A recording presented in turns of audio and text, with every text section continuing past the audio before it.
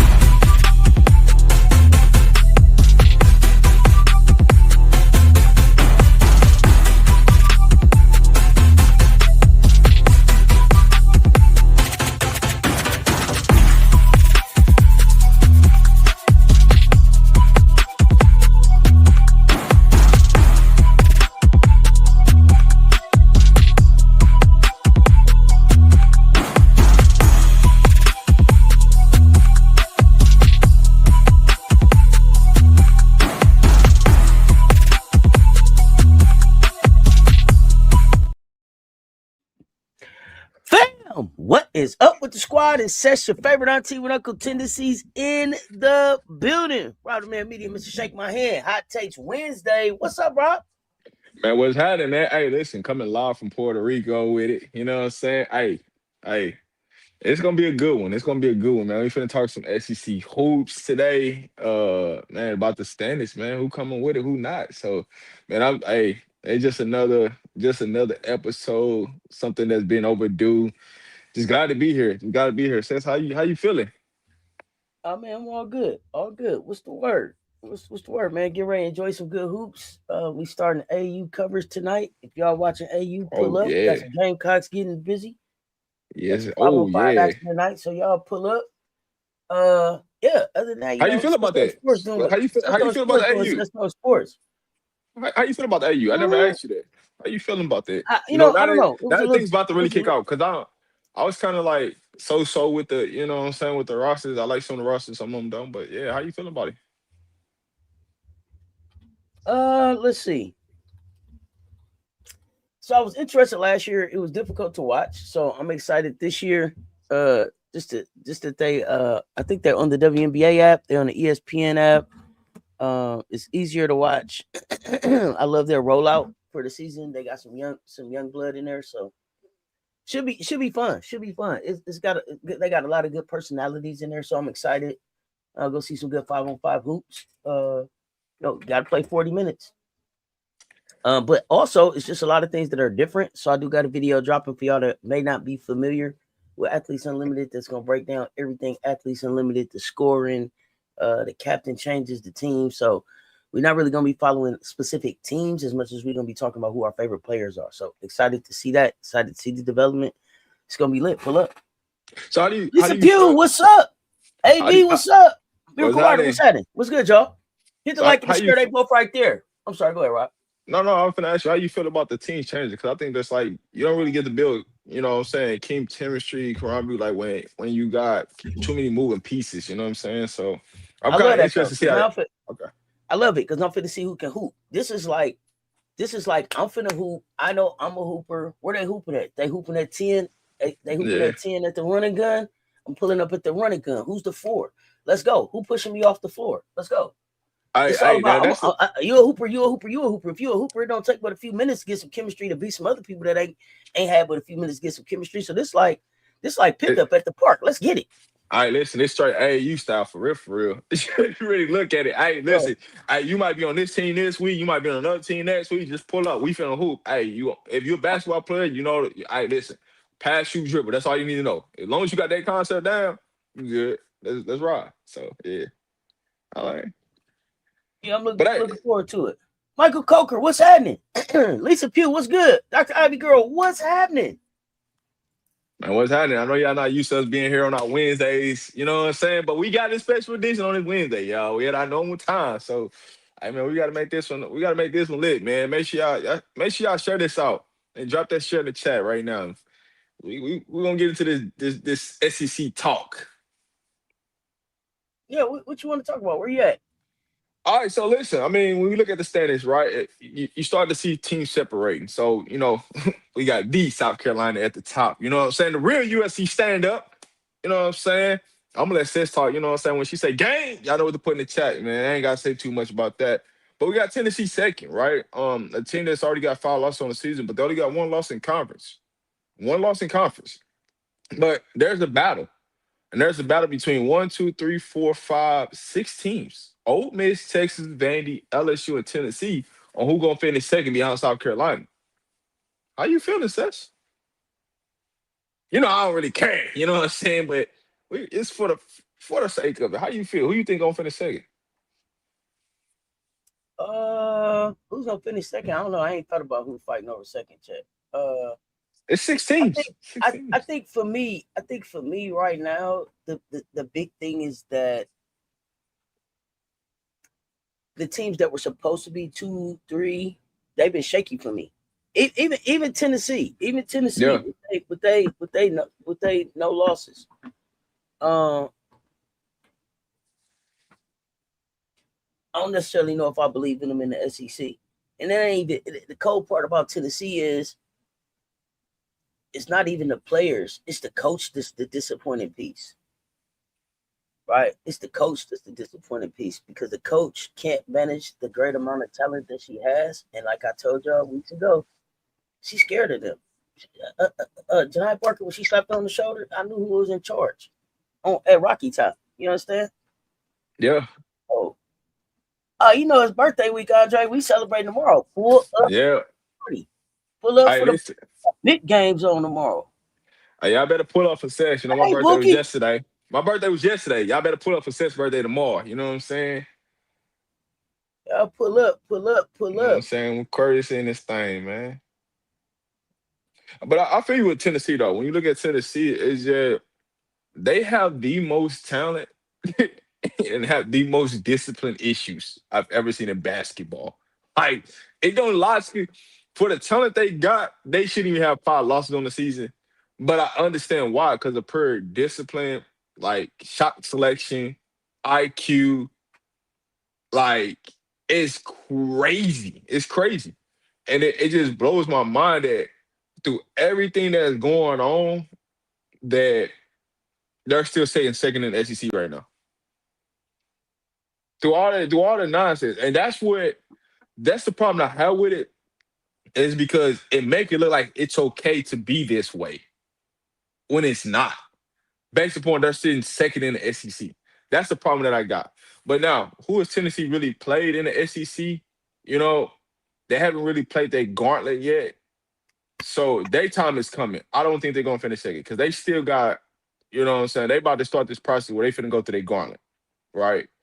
They got Georgia, they got South Carolina, Missouri, then they got Texas, Ole Miss, Texas A&M, Oklahoma, LSU, Vandy. So they gonna end the season, you know what I'm saying, where they finna catch all their L's at on the backside of this. So where they're at right now, they're at where they should be. But when you look at Tennessee sitting at number 2 in the SEC, it's kind of like with all the discipline shit they got going on over there, it's kind of crazy.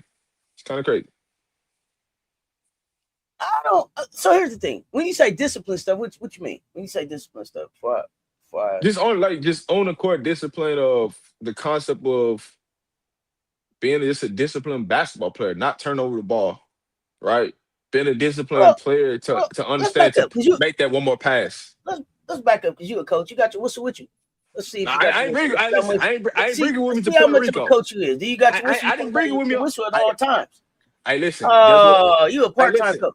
No, I ain't part-time. Part-time coach, Listen. part-time referee. Not you told us a real coach always got the whistle. That's what you told us. Them were your words. But check this out. I got the book bag. I got the clipboard. I got the marker. I just ain't got the whistle with me. You know what I'm saying? You can't make nobody listen though, coach. Ain't nobody gonna listen, coach. Ain't nobody listen, coach. They not gonna listen, coach. So let's back up. Because I know you've been moving and grooving and stuff. We talked about this on the baseline brunch, right? And the ladies, they brought up a good point. Kim did a presser where she talked about players came late for warm-up, players didn't want to play, players wasn't practicing, players didn't this, players didn't that, players didn't this, players didn't that. But those players still played. Yeah, I'm from an old school type of basketball where if you late for warm up, you don't start. If you don't want to play, you don't play. If you don't practice, you don't play. If you miss class, you don't play. Yeah. There are no standards in this program. There's no accountability. And it's crazy because this was the program that originally set the standard. You didn't miss class with Pat Summitt. You didn't show up to practice and not want to practice, though. Right? None of that happened. Yeah. So this is on Kim.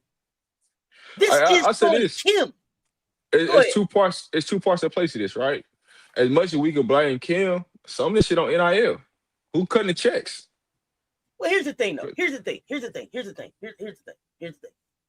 Everybody, every coach got players that's getting the cash apps is hit. Cash apps is hit. You have to be able to monitor. You have to be able to manage that. Now, the problem with Kim is this. Kim has a very young coaching staff. She doesn't have a mentor, and she doesn't have anybody on her team that is mentoring anything. So she just got it's just the blind leading the blind. And I feel bad for the young kids because she got some hoopers. But if you want to have a kind of show up when you want to, practice if you want to, take that shit to the Y. That's not what you do in a Power 4 program. That's not what you do at Rocky Top. But here, you know, and they gave her an extension. They gave her an extension last year based on beating Gino. She got up there to Gino. She got the stores and act like she had never seen Gino before. He put an ass whooping on her. Okay, he coached circles around Kim in stores. Her team fought like hell, but you could see it in Kim's face. She had no answer. She had no answer. It was a blank stare. There was nothing behind the eyes, bro. It wasn't an X. It wasn't an O. It wasn't a timeout. It wasn't a press. It was nothing. This is it was Kim. It was look up in the rafters because I don't got no answer. Yes, look up in the rafters like that was gonna give you the answer. She was looking up to keep the tears from falling. She don't want to cry in stores. She looking up, hoping the tears welded up in her eyes. She looking up quick, hoping that they don't fall. She was trying to get the hell out of stores quick. But what you think was gonna happen? Because y'all beat them last year. What you think was gonna happen? You didn't think they was gonna come and get their get back? And you thought they wasn't gonna take their foot off the net? Nah. What? She thought that she walked. They made her feel like, and she bought into it, that she walked in and beat she slayed the giant at Rocky Top first time she seen him. They gave her an extension at Rocky Top off that win, knowing that when Gino seen her again, it was gonna be like, oh, that's all you got? Yep. Okay, watch this. Yeah. Watch this masterclass. Watch this masterclass I put down on you. Now to bring it back, right? You know what? This shit all started from day one, right? When you try to be their friend on the recruiting process instead of being a goddamn coach. That's why there's no standard, right? So then you can't get into the season talking about hold me accountable, but you know what I'm saying? People outside, you feel me? That's the part where, like, when it comes to coaching, when you trying to be the player's friend, there ain't gonna never be accountability piece in there. They gotta be they gotta know some type of authority is, you know what I'm saying, is around. I'm gonna get to that question. Don't worry about that. I'm gonna get to the LSU. Right now we're talking Tennessee. But when you look at the entirety of Tennessee, when I talk about discipline, right, there's no discipline from no level, right? There's no discipline from the coaching level of, hey, this is how we roll. This is what you need to do every day. I don't give a damn about how much money you make. You know what I'm saying? These are the standards this was put in place. And because you're not holding players accountable, that's why the discipline is not there on the court. That's why the discipline is not there in practice. That's why the discipline is not there in the classroom. Let's be real. During the season, do kids really go to class? Hell no, they really don't. They really shouldn't be going to class anyway. They should be taking online classes. Now, if you not in your online classes, that's because you just don't give a damn and you know that you finna leave. That's just what they come down to. So once again, it comes down to discipline. Who are you what's your character? Who are you as a person? But like you said, right? When you got a young coaching staff, who's the leader?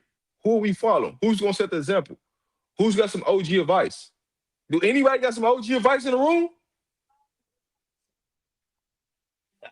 This is what we want to know. But when you got a coach that'll go to the press conference and throw players under the bus, then what do we got? I'm gonna throw you back under the bus. It's one or two reasons. Be their friend. Go ahead. Yeah, it's one or two reasons why she's doing that is because she tried to do it at practice, couldn't get that attention, so she feel like, oh, if I take it to the media, this might get the attention because what I just said. You gonna take it to the media and tell them what? We didn't do what you said, and we still played every minute we wanted to play. So thank you for telling the media that you have zero control. We'll see you on Monday. Matter of fact, no, we won't because we off on Monday. See you Tuesday if we show up. Basically, yeah. Might make it to warm-ups, but if not, we're here by tip-off. Just let us know who's doing what. So that basically tell you, hey, if they all right, so listen, when it comes to like the discipline piece, if they ain't showing up to practice, they ain't going to class, you think they going to the training room? I can tell that they're not going to the training room. So that means they're not going. That means they're not going to waste either. If y'all was here on Baseline Brunch, the Gamecocks fam told y'all she played on a basketball team where they didn't do what the coach told them to do. Rob, he called timeout and had them run suicide during the goddamn timeout. Just run suicide. Don't ask me what I would do. Say she said they was on the visitors floor. Just everybody watch. I ain't got nothing to say. Get on the line. Go. Whistle. If I had you, see if you had your whistle. This is what I'm talking about. I needed a whistle right now. Where the whistle? Yeah. You understand what I'm saying? Go. Come back. Go.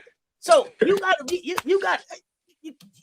can't waver on that with young people because that's what they want to know is just what are the boundaries? Go ahead. Hey, so for me, right, I'm gonna be honest. I'm being nice right now, but I know if I was in that coaching moment, if I was Kim, I would have said half them fucking players down. They wouldn't got back their ass in the game. I wouldn't give a damn. I don't care. Go cry. Go talk to whatever the person that's paying you. I don't give a damn. What I need you to do, if you're not doing it, trust me. Hey, listen, call your parents. Hey, I'm gonna tell your parents, pull up to goddamn practice. Watch. Hey, when your daughter walk in here late, don't talk to me. When your daughter not execute what I'm telling her to do, don't worry about it. She gonna sit here right up on the bench. She gonna smile. Guess what? I'm just gonna start finding that check. Don't worry about it. I'm gonna start finding you. See, this is where you start getting back at it, right? Cause see, you can say whatever you want to say until you start hitting them pockets. Them players don't care. Hit them pockets, and then see how differently things start changing. But see, you too afraid to hit them pockets because you worried about if that kid gonna transfer. Guess what? You already got more players coming in next year. So that kid transferring was probably already gonna transfer anyway. And because the way you're recruiting, you was already gonna lose a kid anyway. So you might as well hold them accountable and fine them versus allow them to do this, and then you get further in the season, and this is the reason why you're gonna lose big time games because of discipline things off the court that's leading to on the court. Okay. You can mess around and be their friend if you want to. What Chucky say? This is the end, friend. Ain't no time to be no friend. You'll be unemployed. They're not gonna go for that on Rocky Top now. They're not gonna go for that on Rocky Top. They didn't already had too much stuff going on over there. Period. But this is the Ruby Whitehorn shit. This is more spotlight on their program than they want. But again, like I said, the coaching staff isn't balanced to deal with this team either. Go ahead. I'm gonna say this: when you bring up Ruby Whitehorn, I think that's a valid point, but ain't nobody really sticking the point to that because that never happens if you have discipline in your program. She's still on the team right now, but that goes back to they don't have an OG that understands what to do with these situations and how to handle them and how to go about them. Y'all didn't get that girl no help. But the other thing is this, Rob. She had 1 year at Marshall. She dealing with shit she ain't never even seen at this program. She needed a goddamn mentor. Who is the OG on your staff telling you something? Yeah, but that's what I'm saying. So do you relate to all of these young black women that you brought from all of these different lifestyles, all of these different walks of life? You got straight girls, light-skinned studs, you got hoopers, you got ballers, you got superstars, you got people getting big NIL, you got people getting small NIL. Are you equipped to deal with all of that? Hey, but listen, even if she's not equipped, your assistant coach or your assistant coach will really help you with the team because they're around the kids more. The staff? What this is what I'm saying. They're all very young. They're all very young, Rob. But I get that. They can be all young. Where your assistant coach is coming from matter. If you go get a bunch of assistant coaches that always had money, they ain't never had a struggle, then what is it gonna be? How can you talk to them type of kids? You know what I'm saying? You gotta go get a coach, assistant coach on that bench that been through the struggle, that understand how to walk them through this life and what they finna go through this journey. That's what you don't got. They can still be young, but what journey have they been on? Rob, Ny'Ceara Barker got more experience in the Power 4 schools than the coach. She'd have seen more. Ny'Ceara Barker has done more in the SEC than Kim has. And what do you do with that? That's what I'm saying. What do you do with that? You have to go get assistant coaches. Than she been. Well, yeah, that's what. Well, yeah. Well, let's talk about it. Okay, you said they don't have to be a certain age. I get okay. That's fine. They don't have to be a certain age, but they got to have a certain amount of experience. That's for sure. Right. But see, here's the thing. she didn't go hire assistant coaches from the P4 level. You know what I'm saying? She looking out for a friend, they're looking out for a friend, they're looking out for the friend. That's gonna get your ass fired. You gotta go Well, get you gotta go at get least people they'll that's be there been all in together. that conference. Yeah, you know what I'm saying? You gotta go get people that's been in that conference, that real life have experience, that real life had to go get something. A lot of these you didn't get handouts to your buddies and your friends, and you looking out for them, and they finna get you fired. But see, it's all fun and games until your back is on the line. And that's the problem that I got is like, man, this coach out here really putting in blood, sweat, and tears and putting in the real work to understand where some of these kids came from and how to deal with them. But you ain't got nobody on your staff that been there, done Hey, that can speak let something me tell y'all. to your roster. This is what I decided. I didn't already hire Tennessee's next coach. You can go and tap her on the shoulder. You know who I'm sitting in the Rocky Top? Noel Quinn. I'm sitting Noel Quinn in there. Let's go, Noel. Let's go. I want you to take your experience from the dub, everything that you learned in that Unrivaled, and go in there and turn that shit around. Y'all can tap Kim on the shoulder. Y'all can tap Kim on the shoulder. Tell what you call them? The boosters. Let the boosters know they're gonna have to pay her out on the extension or however that shit work. Okay? Y'all know I'm who I'm calling for gonna Noe Quinn to Tennessee. What you say, Rob? Go ahead. You know who I'm gonna go get. Hey, go get me Tamika Reeves from Charlotte. Somebody that I know that can make that shit happen. She gonna show you what to do with that talent. She didn't have WNBA talent at a lower level. She gonna show you what to do with some real talent at a real school with some bagging. Shit, she gonna show you what to do with it. Go get it. If y'all don't want to go hire somebody from the dub, hey, you ain't gotta hire nobody from the dub. No, he is available. I'm saying, she available right now. She available. I'm just saying with the what ain't got no job right now. What Kim doing, she gonna get herself fired because she gonna get herself fired just off of discipline shit. It ain't even gonna be about wins or losses. It's gonna be discipline shit. You know what it is? I'm gonna just keep it a buck. I'm sick of her coming to the. She give this. I told them energy, and I'm sick of that. Stop the I told them and get in there and coach them. Have you even really gotten to know them? You keep talking about they're so funny. This is the funniest group that I've been around. That's the last thing that I want to hear right now. Tell me about who they are as a player. Tell me about the development. Hey man, when the last time the funniest group ever won you a goddamn championship? They're so funny. They're so funny. This group. They're funny. There ain't no goddamn comedy convention. This group is the funniest group I've been around. Quit laughing and get to work. Hey man, it's funny. Work. It's funny because they laughing at you, running circles around you. That's what's funny. You wanna know what's funny? Let's talk about these players running this goddamn circle around you. You the joke. You don't even know it. Yep. That's what it is. Yeah.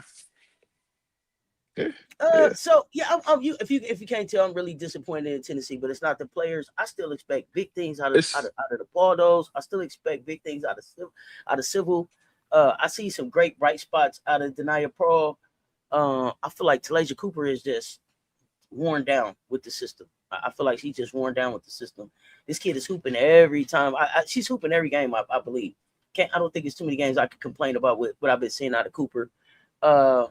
Barker been more locked in lately. Go ahead. You know what's crazy is Cooper should be better than what she is right now. But that goes back to the development piece of Tennessee. As much as like I'm disappointed in Tennessee, they're still second in the SEC, which is mind blowing. Which is mind blowing for all the shit that's going on. They're second, right? But I think like a kid with Cooper, the game should be coming to her easier. And I feel like she's having to do too much and make too many tough shots and do too much tough shit that she shouldn't have to do with the amount of skill set they got over there. I feel bad for the kid because I think that Cooper bought in and she was like, yo, Ruby White on here next year, Spearman coming back, the class coming in. I could transfer, but I'm gonna stick it out and try to really play in this system with you and see what can happen. And the system and the coach has let that kid down. Period. That's just where I'm at with it. That's where I'm at with it. That y'all owe Talasia Cooper better, and y'all didn't show up for her. So there's that. And when I say y'all, I'm talking about Kim and her staff in the program. I'm over the kids because they're young people. You're supposed to be modeling the behavior and setting the standard and then defining the boundaries to be able to help them get to meeting the standard and understanding responsibility, accountability, and being responsive. She ain't doing that. So Sure. her seat on fire for me. I'd have been tapped her on the show. Hey, you can go, stop. You can go and pack your office up. You can pack your office up. We're gonna keep it real virtual. All you need is the keys to the gym, the whistle. We'll take care of everything else. When it's all done here, you can just go and get your sweater, keep your little sweater on. Yeah. You go wherever you go. But another thing I say with Kim is, you can turn the key card in. Matter of fact, you ain't gotta turn it in. We'll turn that bitch off for you. Don't worry about it. You ain't gotta turn it in. It cut off at 11:59 on the day, the last day. So not the last day. But what I said to Kim is, I think that she could have benefited from and I think I said this on Baseline, that Kelly Harper returned to basketball.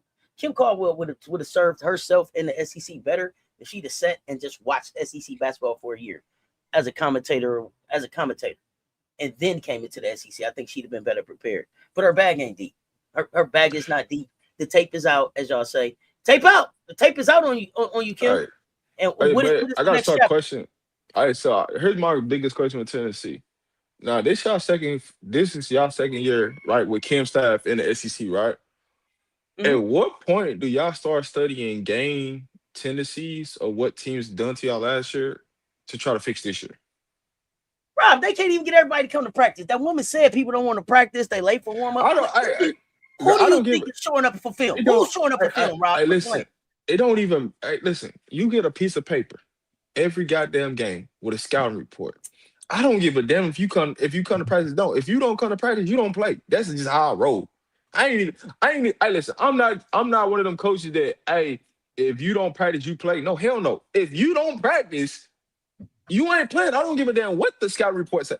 Listen, you gotta be a coach. You gotta be a coach that has a backbone that says, you know what, I'm forfeiting because none of my players did what they were supposed to do this week, and I'm not playing any of them. No, you don't forfeit. You know what you fucking do?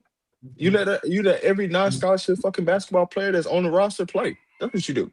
You reward them because they was at practice. You ain't got to worry about it. GPA kids and the kids that ain't really making no money. They ain't at practice. They check and cut up. Who is the GPA kids on Tennessee team? Tell me. The ones that don't get in. That's it. That is clear. Who don't get to play? If it's somebody that don't get to play, it ain't but two of them. See what I'm saying? Listen, I'm gonna take all the walk-ons because you gotta have some walk-ons to practice. Somebody at practice. So everybody can't be missing practice. Somebody at practice. Nah. You must be letting the practice play. Yeah. Listen, I know how to prove a point. Listen. Everybody. Rob, like anybody, everybody get a uniform. Listen. You came to practice. I hear you. Listen. You came to practice. Listen. The only way. Listen. I would rather us go out and them get they film. So if they, you know what I'm saying, let them get their film, let them get their tape off, let them get their ish off, then let you play and stink up and you think that this shit cool. Cause it ain't. I ain't breaking no rules. How I'm breaking rules? That's why I ain't no coach. I'm not breaking rules. See, I'll go 0-40. I'll go 0-40 before I let any player on my team think they're bigger than the program. What you here for? I get the type of kids on their shoulder. Hey, you might well go get that. I started your portal paperwork. Listen. I started your portal paperwork. Mama on the phone. She needs to come number 4. Number 4, Boyd, you gonna be playing. Number 5, Williams, you gonna be playing. Number 7, Lauren, you gonna be playing. Shit, I can go down the list to tell you who ain't playing. I'm looking at a real list.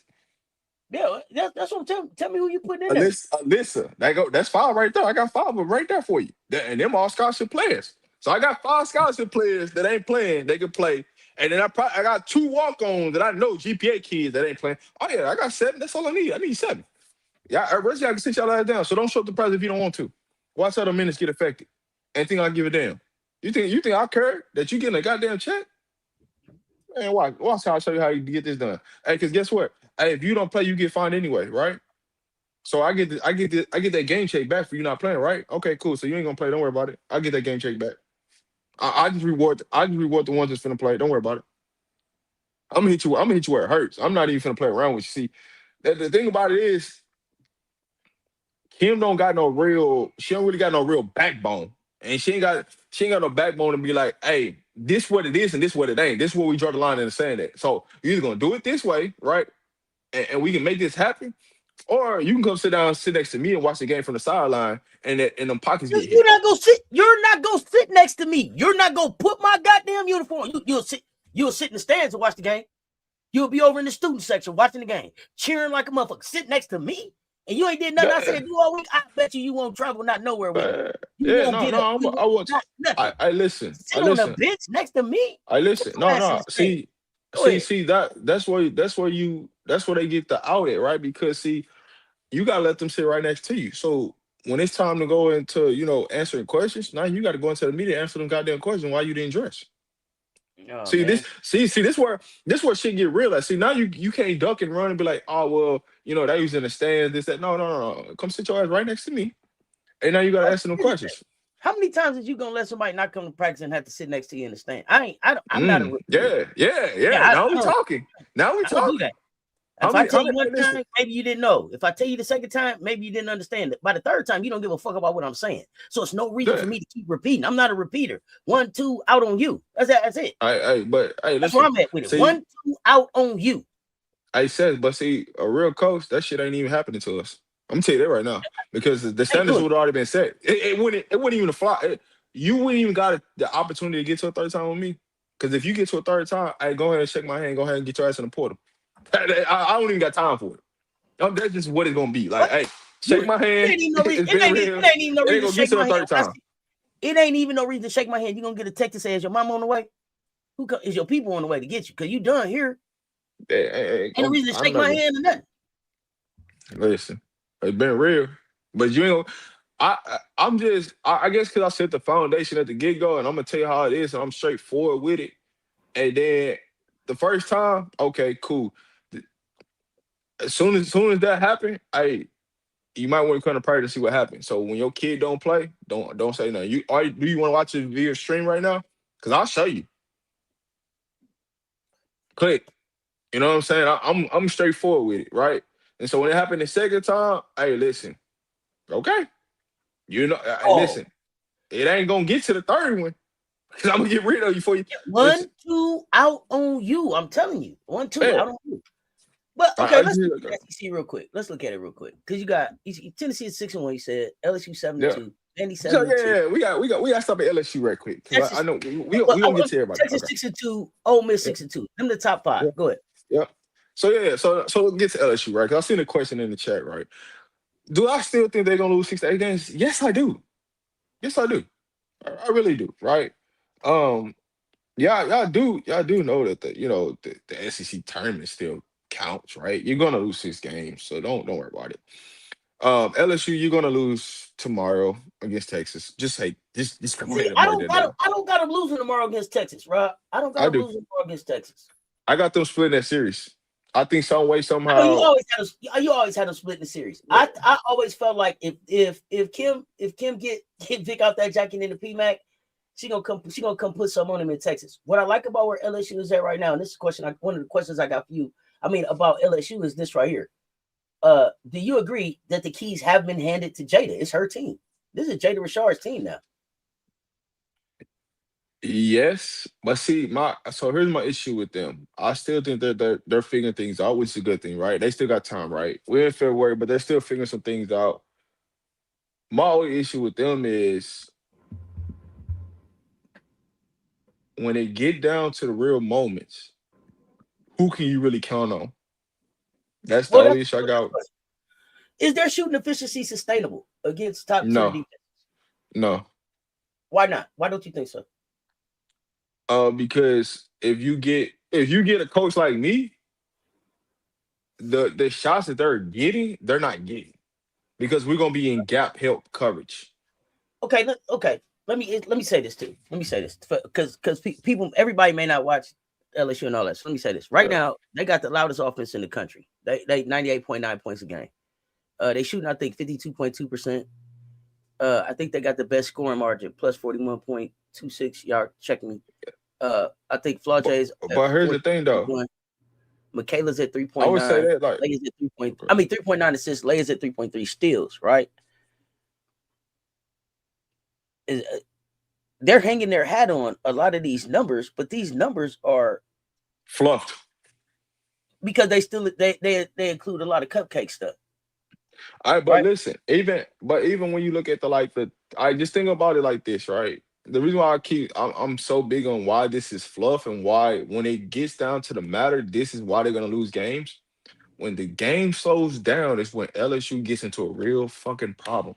They don't understand it, right? When they beat Alabama, the game was up tempo. When they beat Arkansas, the game's up tempo. When they beat Florida, the game's up tempo. When they beat Texas A&M, game's up tempo. When they beat Oklahoma, game's up tempo.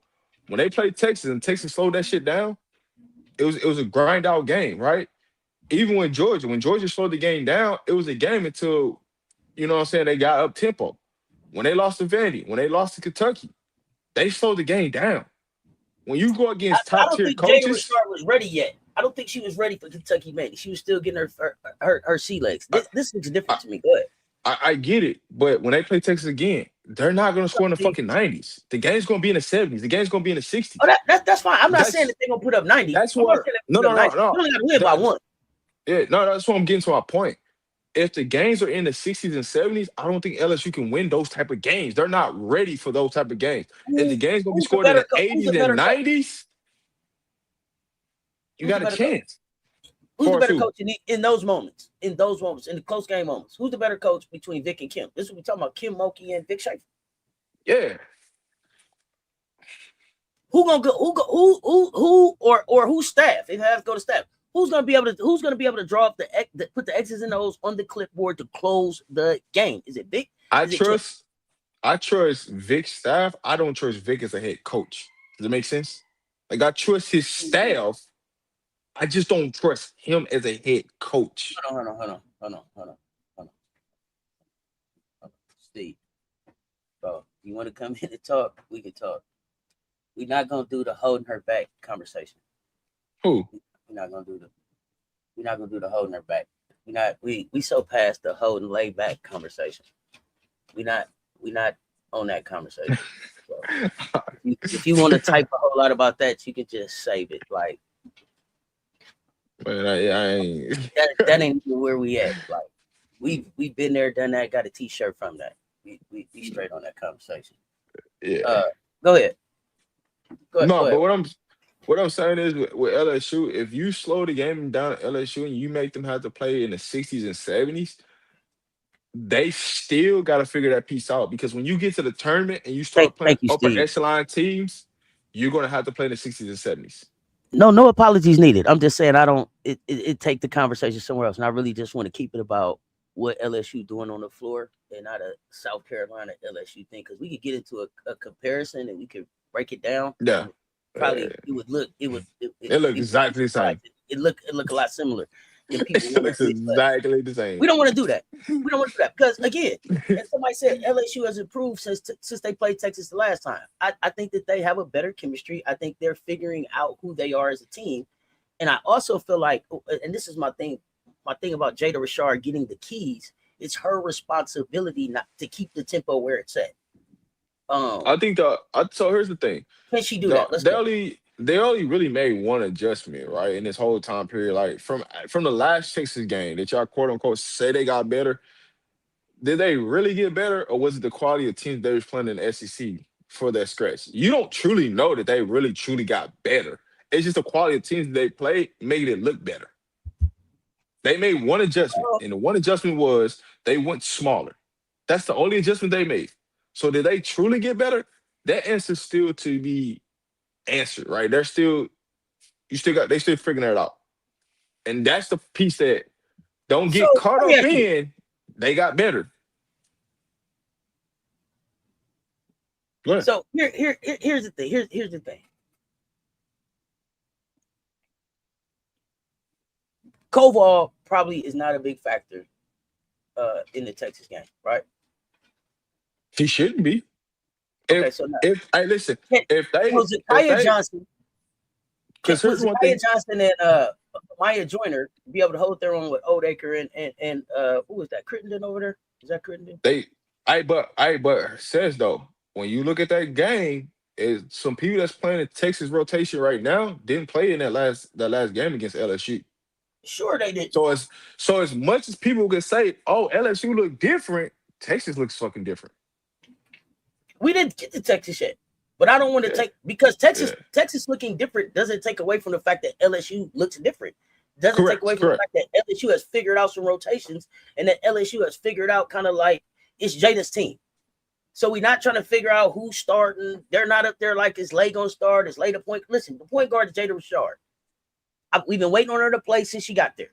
The point guard is Jada Rashard. Flau'jae, Yeah. I haven't really did an assessment on Flau'jae. What I see with Michaela Williams is playing her role. Get the rebounds, make the shots. Their defense, when they're smaller, looks like it moves better than when they have their bigs out there. Right? They have it's much more fluent when they're smaller. How can they stay small and beat Texas? Go ahead. They got to move the ball. As simple as that. They can't pick up silly fouls, right? Them cheap fouls. I would say that's gonna be the biggest. Like you can play small, but you got to be gritty. You got to own the glass, right? So if you're gonna play small, you got to have a lot of grit players. You got to have a lot of players that's on the string. And what I mean by on the string is everybody's defensively in sync, right? When the ball moves, you move. When the ball moves, body moves, right? Those type of things got to happen. If the ball moves and the body don't move, it's pointless. So to play small, but that was the part of the adjustment that LSU has made, and that's why I give credit to. Is like Johnson, she's not afraid to bang. She's not afraid to bang. They put her down there. We was like, she's undersized. She's been undersized this entire time, right? And she's been able to be effective. So, but here's the thing, though. What team have they really played? What team have they really played where they had two bigs they could take advantage of that, right? When you look at Alabama, they only got one big. They don't got nothing outside of that. Arkansas don't have a big. Florida, they play They play Oklahoma, but you know Reagan Beers, she had 2 fouls in the first quarter. You know how that goes. They played Texas already, right? Yes, but they was playing with two bigs in that Texas game the first time they played them. So it's gonna be interesting to see what lineup they go with this second time go around. Yeah, this is Oaker was giving them problems. Oaker was giving them problems, and that's where for me, what is Texas? My thing of is does Texas watch film and understand that you need to go to Oaker all day, all the time until LSU figure that shit out. That's what it's gonna come down to. Will Oaker even be on the floor? Because if I'm LSU, I'm trying to get Oaker in foul trouble immediately. How? With who? Because they're gonna start Koval. So Koval gonna get her in foul trouble? I thought he just said that the change was that they went small. Now we just said Koval ain't gonna play a lot. Now you gonna throw Koval back in the mix? She's the starter. That's what. Oaker's gonna listen. I thought we just agreed that they was gonna have to go small and move the ball. They're gonna have to. But what I'm telling you is they was gonna go small and move the ball. But what I'm telling you is Oaker's gonna be in there. They're gonna go at Koval from the get-go. So Koval is either gonna have to take a charge, she's gonna have to do something, right, to pick up a silly foul on Oaker. If she does not, then now Joyner's coming in. Okay, I see. Get them in. So you don't start Joyner, you start Koval. Koval's gonna start. If you start Joyner, here's the thing: if you start Joyner, she's gonna pick up 2 quick ones earlier in Texas. Watch what I tell you. It sounds like you do. It sounds like you're doing what you did before, and that's going away from what you just figured out's working for you. So if that's their move, that's something different. What's the single biggest flaw that they still have in their half court? I'm talking about LSU. They don't pass the ball enough. The ball don't move side to side. That's the biggest issue. The ball don't move side to side for them to get easier shots. They make a lot of tough twos, but here's the thing about that. You're gonna have 1 or 2 games where them tough twos ain't falling. Then what you do?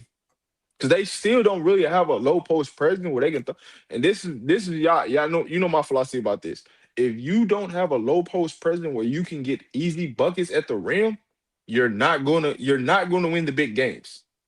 You're just not. Because that's what's gonna get teams in foul trouble, where it can get you to the free throw line, which brings relief from your guards. That's one thing that LSU don't got. They don't got nobody that can score down low. So when they get to these tough games, and it's in the 60s and 70s, you got to play grinded out basketball, and every possession matters. You can't just throw up shots and chuck shots. Then that's when things start changing differently.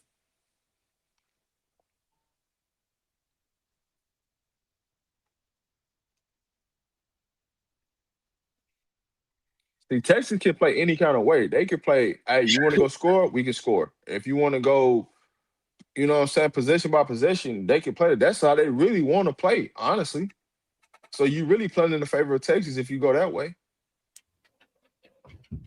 Now, I will say this, Why would that? Why do you think? Why would you think that would be Kim's approach far as what? to do what Texas wanted to do? Listen. I don't know, Kim. You better pull one out, homie. I'm looking for you to pull it out on the road. I don't think they're gonna do it. I think Crump for Texas, number 23. I think her and Oaker is going to be the answer for Texas and why they win this game. Mm. So if you was Kim, how would you attack him? If that's what Vic is waiting on you at the door with. Well, you don't with Crump, she didn't play in the first game, so you don't, you know what I'm saying? She really could play the 2-3 or the 4. And their offense, she plays the 4, right? But she can step out and shoot it. She's a solid rebounder, but that's gotta be MK's assignment. That's what it's gotta be. Or you gonna put the other Johnson. You're gonna put Zakiah. You're gonna put one of those two on her, right? But now here's the thing: if you put one of them two, who guarding Booker? Because this is me. This is why I think. This is why I think that. And then Carson's playing better.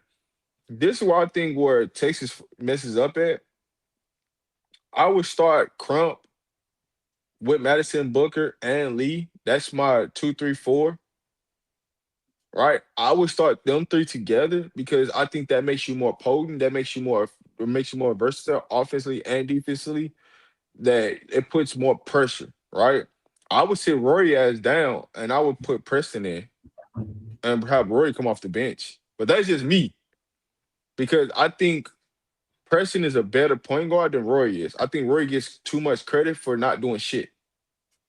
So I would put her on the bench and allow her to lead the second unit where she could be more effective with the ball in her hand and go score versus her starting. That's what I would do if I was Texas. If you want to be LSU, that's what I would do. I put them three in there and I tell them go cause havoc because y'all got the upper advantage. Y'all bigger, y'all stronger, y'all can shoot it better than LSU starting 2, 3, or 4.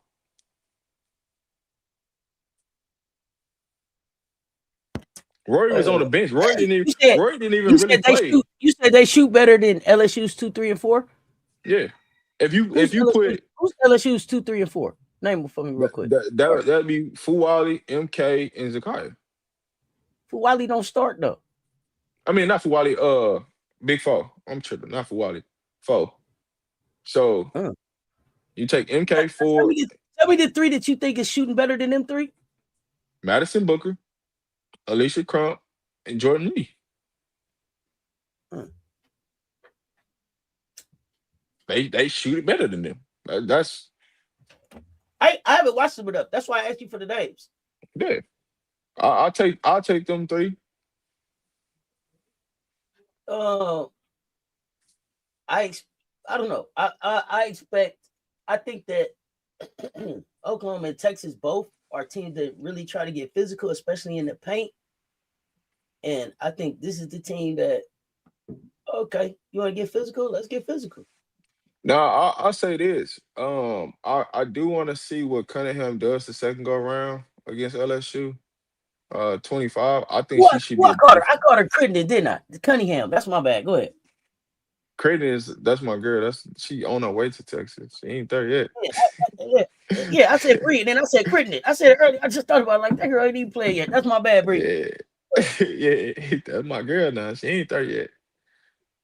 I'm gonna be interested to see where they play her at Texas. I really didn't like her going to Texas, but that's just me. Let me shut up about that. But yeah. Yeah, I don't. Brian just talking. I didn't told you. I've always told y'all I'm not waving on this.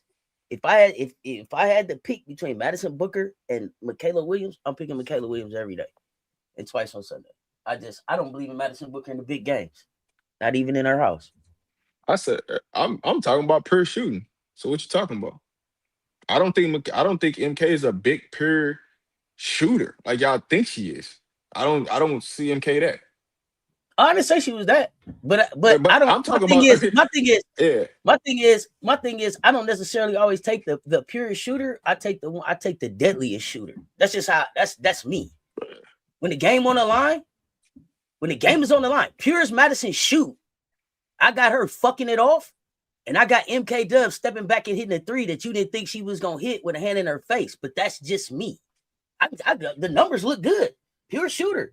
But when the game is on the line and you clinching up, and we ain't doing that. So but we've known this for. We known this about Madison Booker for how long? You know what I'm saying? So this is why that don't waver for me. Yeah, we know that for how long? I don't hear nothing about I'm not putting the ball in Madison Booker hand to close no game because I know she ain't done it. She ain't proved it at no level. At no level has she proven this is her. Just saying. Now the other two, I haven't watched enough, so I won't even speak on them. I can't tell you if I watched them enough. If I think, you know what I'm saying, I couldn't tell you. Crump is she don't have a lot of film out, so I get why people don't. I just look at her prototypical size, the ability of her being able to space the floor, handle the ball, do different things on the floor. That's going to allow them to play differently.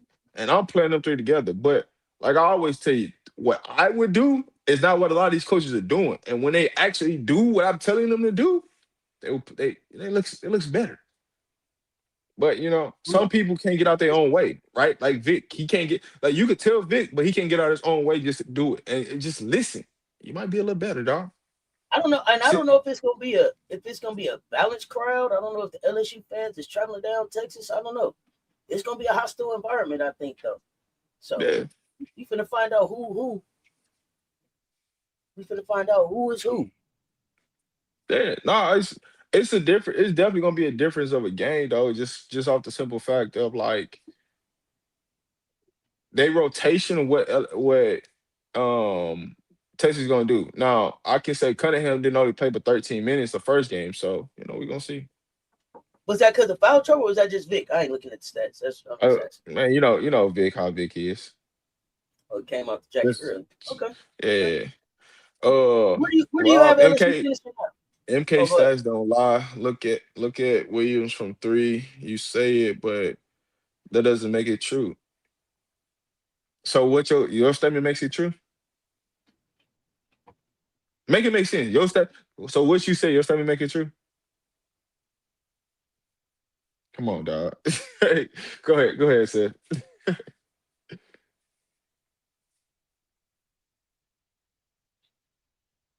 As a Gamecock fan, you would like Texas to win to help us win SEC regular season chip seeding. Man, listen, as Gamecock fans, we don't need no goddamn help. Yeah, we don't take care of business. And LSU is already out the conversation. They done lost 2 times. We don't need no help. As a Gamecock fan, we don't need no help. Oh God, no. But here's the other thing about me. I just would never cheer for Texas. That's just me. I get why from your standpoint. Is Joyner going to get more touches? I don't know. Why do you think Joyner is the key? Let me know. I don't know. Like, what do you mean, MJ?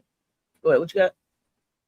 I get it from your standpoint. You know what I'm saying? Don't root for Texas. Shit, I just ain't. I'm gonna say that about LSU. Hold up. That's my thing. I get like. I don't think you need to play Roy. I think you can actually sit down. You can sit her down and play Preston. I think Preston's a better fit for this game than Roy is.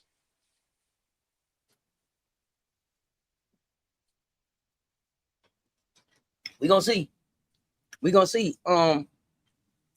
Hey, James. Like I said, since I dropped the video, I like the Richard kid. Go ahead. Hold on, Seth.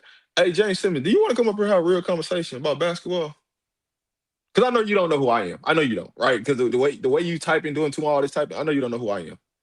But do you want to come up here and have a conversation about basketball, dog?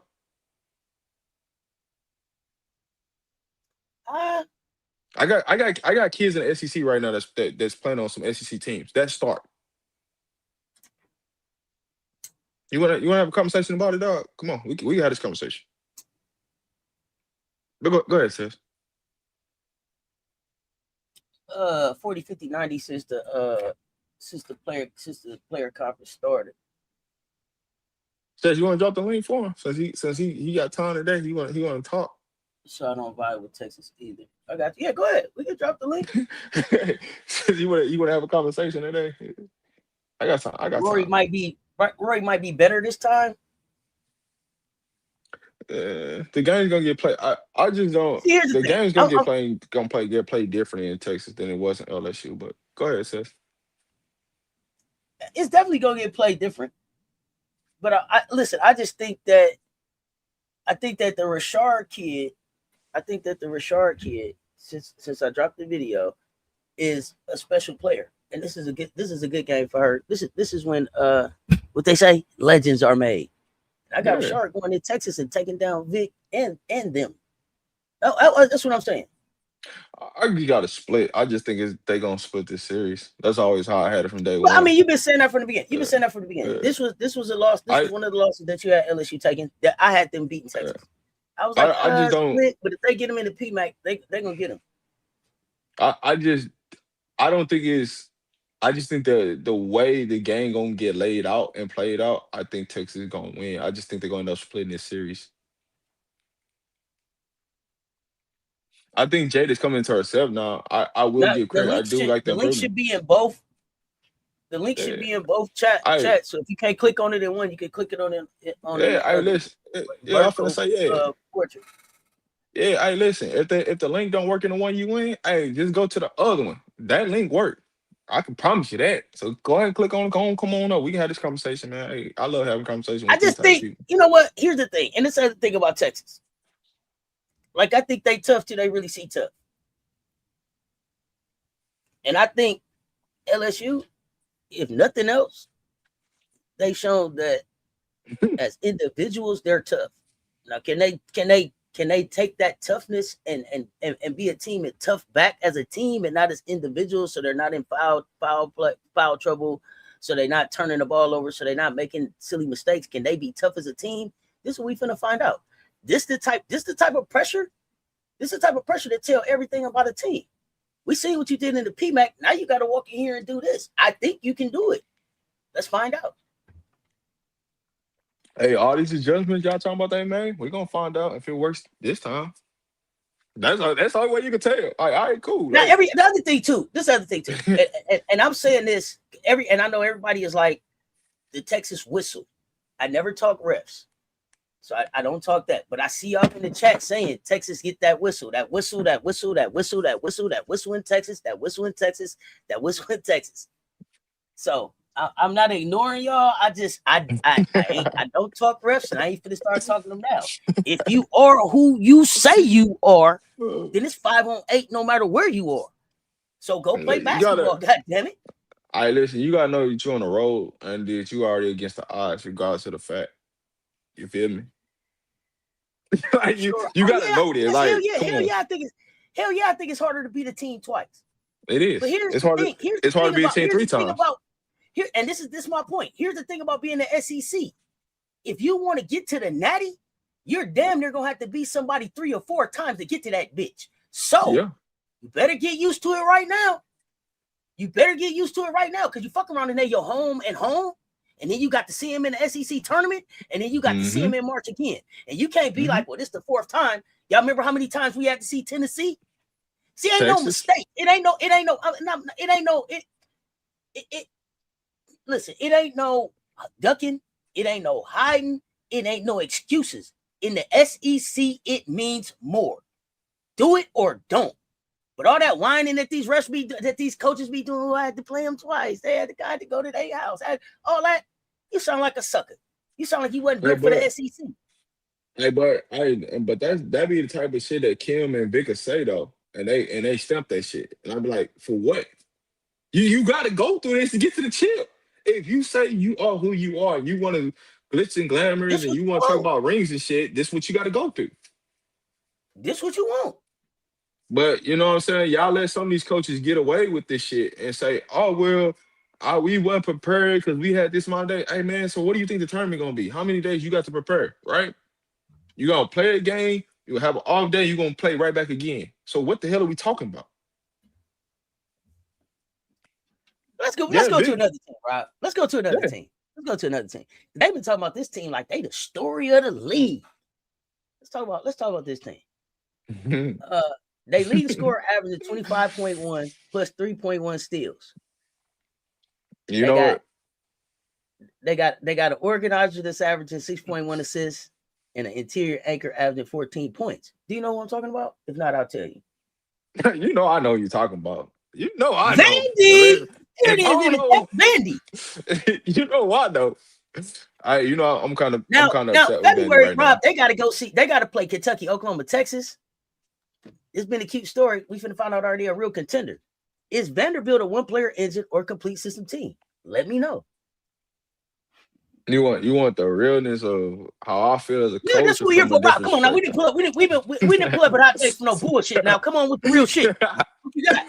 Hit the like in the share. They both right there, y'all. Run them up. Let's go. I'm not gonna hold you from a coaching standpoint. I'm pissed the fuck off with Vandy. Now they have overachieved a little bit in some departments this year, but they could be farther along if Michaela Blake's passed the fucking ball. I'm just gonna be flat out honest. And it's simple, and the reason why I'm saying this is Michaela Blake's acts like she does not have bigs. Like she does not have people that she can throw the ball to that can score down low. Because she has that. They've proven, they've helped you win some games that you weren't supposed to win because they showing up. Your bigs move their feet on defensive. They get you extra possession. You got to feed them offensive wise. And the last thing I'll say is you have a shooter at the 3 and y'all don't run anything for y'all shooter until y'all get down and y'all start needing threes. That's what my problem is with them. Michaela Blake, as a leader, sometimes you got to get your teammates involved and they can make the game easier for you. Because when they on, guess what? It makes it easy. But they got a shooter. They got 2 bigs, right? Um, they got a point guard. Sometimes she be in hell. Sometimes depending on the matchup. Some matchups she be in hell. I'm not gonna hold you. She be in hell sometimes, but she's figuring it out and growing up before your eyes in the SEC. And she's just coming off an 18-point game, so she's figuring out how to score, when to score, right? And she's understanding, where to get the ball to certain people. You just need Michaela Blakes to understand that she does not have to shoot 30 shots for them to win. She can shoot 18. She can shoot 22 shots, and they can still win by just giving up some shots to some other people, which allow them to be better defensively. Because when you feed your bigs offensive wise, they're going to do more work defensively for you. They're going to cover up more things for you. That's what my disappointment is with Vandy right now. Okay. So I see a lot of people say, now she was in the she was shading us in the pressure. What's she say? Yeah, Michaela Blakes could be a boss over seem to only have Blake's and Galvin. They have more than that. That's not the truth to me. That's not the truth for me. When I look at them is that it's like they made a decision to just have Blake's and Galvin. Why? I have no idea. When you could take advantage of Sasha Washington, you could take advantage of what's my shooter name? Ayana. Besides shoot the hell out the ball. And then if you let the Mitchell kid get in the mix, you got something going on. You got something going on. You got somebody that can stretch the floor. You got somebody that can defend the rim, rebound, put back. You got a point guard that's learning. You got a Blake's that can become somebody that can be like a go get it. Okay, here's the thing, y'all. Because I know this is the next thing that everybody's gonna start saying. Real quick, let me say this real quick, Rob. Okay. Let me just say this because I know people are gonna start talking about Camille Pierre. Let's be reminded, Camille Pierre didn't up and leave. She was dismissed. So Camille didn't have a choice to stay. So Camille couldn't just stay. It wasn't. Now they may wish that they didn't dismiss her, man. And we may want to say that, like Shay, maybe it was worth keeping her around. But let's be clear, Camille didn't just was like, I'm straight and jumped in the portal. she was dismissed. And so I'm glad that the kid is playing at NC State, but she was dismissed. So that wasn't an option. I, Yeah, but a real question though, how much does Pierre really help Vandy right now? at one I point, get people say that, but how much does so Pierre here's the thing. really? So I guess here's the thing. I would have to know this. You put Camille Pierre on the floor, who comes off the floor? That's the question. You know what? You know what my biggest issue is with a couple of these losses that they lost, right? And you already know this, right? Because we talked about it, right? Why the hell do you take Mitchell off when she's your best defending big?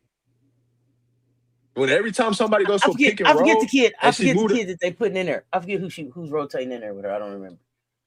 but I'm just saying logically, like this is the kid that is when they switch a on ball pick and roll situation, Mitchell's been able to move her feet, block shots, make jump shooters make tough shots without fouling, and you take her off the floor in big time moments when it's 4 minutes less in the game, when the game matters. That's why I get frustrated with Vandy and Shay Ralph. I mean, listen, I'm not gonna. I'm not gonna play. I'm not gonna play the Pierre kid like she was not. I think at one point leading the nation in rebounding earlier this year. I'm not gonna play the. I'm not playing the kid at all. I think at one point. I just got a real question. So I think she definitely. She can definitely. I think she definitely could rebound. But what are you doing? What are you doing with the people who came in when she left out, like Winnie Tonda? How the hell are you not using Winnie Tonda? How you don't have Winnie Tonda and Mitchell out there at the same time? That's who Mitchell is coming in for. You could have a Mitchell and a Winnie Tonda out there. Versatile, because Winnie Tonda is a defender. You put her out there with Mitchell, right? Now Blaze does not have to work hard defensively. Like you have the resources. Like that's what I'm saying. Vandy has the resources to be better than what they have. We talked about this on baseline. They don't have to be Blake's or Buzz. No, they don't. They choose to. But also, Blaze has to. That's the next step for Blaze as a leader is showing that you have trustability in your teammates. Okay, so we just saw Blake's get into foul trouble and the team basically get the win. Then the very next game, they went back to their old ways. Why? That's not Blake's. That's Shay Ralph got to see that you can trust this team too. But here's the thing with Shay Ralph, you gotta be willing to take Blake's off the floor. Like your team is showing you in crunch time. Oh, listen, they can win without Blake. I love Sasha Washington. I love Sasha Washington. No, you don't get no argument with me out of that. Hey, listen, they don't even play through Sasha Washington enough for me. No, but that's because they don't play through their bigs. It is what you see go with Blake's. If Blake's ain't on the floor, then it's Gavin. She could even be doing a nice get as far into the lane as you can and dump it off. Shoot a mid range, kick it out for a three. It's a lot of things that she can be doing, but Galvin has to also be able to stay on the floor. The freshman has her freshman moment. She got into foul trouble, got to go sit down. The worst thing that happens for them is when they rotate Caleb Blake's back into the point guard position. Don't need you there, buddy. Don't need you there. I don't need you there. I just think that Vandy is what they're doing is they're gonna wear out Michaela Blake. So when they really truly need her down the stretch later in the season in a NCAA tournament, that's when she's gonna come up small because of all these extra minutes that she's putting on her body that she don't need to put on her body. And that comes down to Shay Ralph, understanding how to steal quality minutes off the floor where Blake can get a proper rest so she can be fresh. I'm no coach and I ain't got no whistle. But it sounds like it's not enough film sessions going on. We're not pointing out enough stuff. We're not making people see. I don't know. You're not getting it in real time. Maybe we need to sit down some more with it. I don't know. I don't like shot selection sometimes. I don't like when the offense is initiated at times with them. I think it throws some stuff off. Go ahead. I think it's where the offense is being initiated. That's where the true problem starts at. That's what gets them in trouble is where they trying to start the offense. At this, it always goes to this. As a coach, do you know where your players need to get the ball to be successful? By now, you've coached Blake's. It's been you know what I'm saying? This far in the process, you should know where Blake's hot spot is, where her dead spots is, where the spots on the floor that she needs to get it off. You should know that to where now the game is easier where when we're setting screens, she's catching it already in her spot. and all she has to do is make 1-2 moves, and she's there. She's having to work too hard to get to shots, and that's why the shots look clunky. That's why it's a lot of forced shots because you haven't simplified the game to where, hey, when a team does this how we react. What I don't understand in the SEC is nobody really has a counteract to, like, if somebody does this, what do you do? Nobody has a counteract to nothing. And it's like, dog, if I'm watching this on TV, I know that you see this in real life at this game, that you can literally just make this adjustment. This small adjustment can change that. The way you do this can change the way they cover Blake's. It's not like anybody's shooting out here doubling Blake's. I haven't seen that one team really truly like, hey, you know what? We're going to double Blake's the entire game and make somebody else beat us. Anybody really doing that? Ask you this: are they built for single elimination in the SEC tournament run? Are they built for that? Depending on the seeding. Everything will come out depending on the seeding, right? Because who you got to go through. If it's, say, they got to go through Texas A&M, LSU, Oklahoma, yes.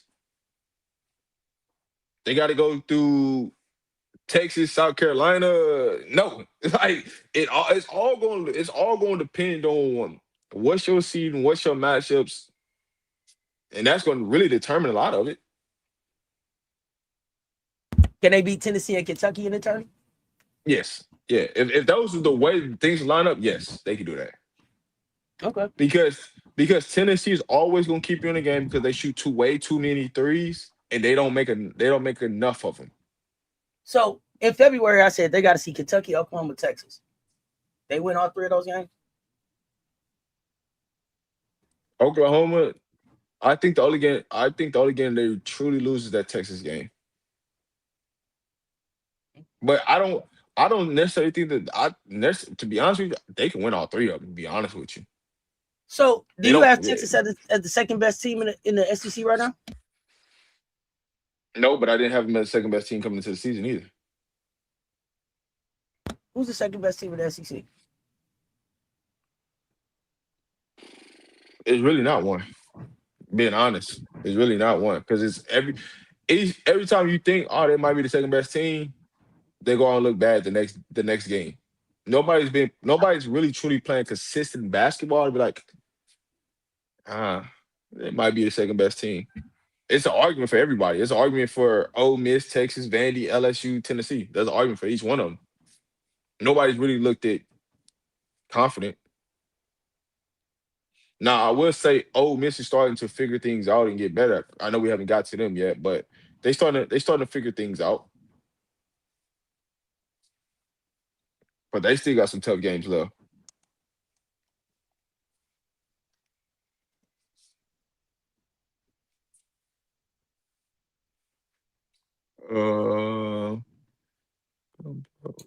Okay. So, do you think, man? Hold on. This is my last question about them. Go ahead. What you got? No, I'm finna say, do you want to answer Tiger Vibe 65?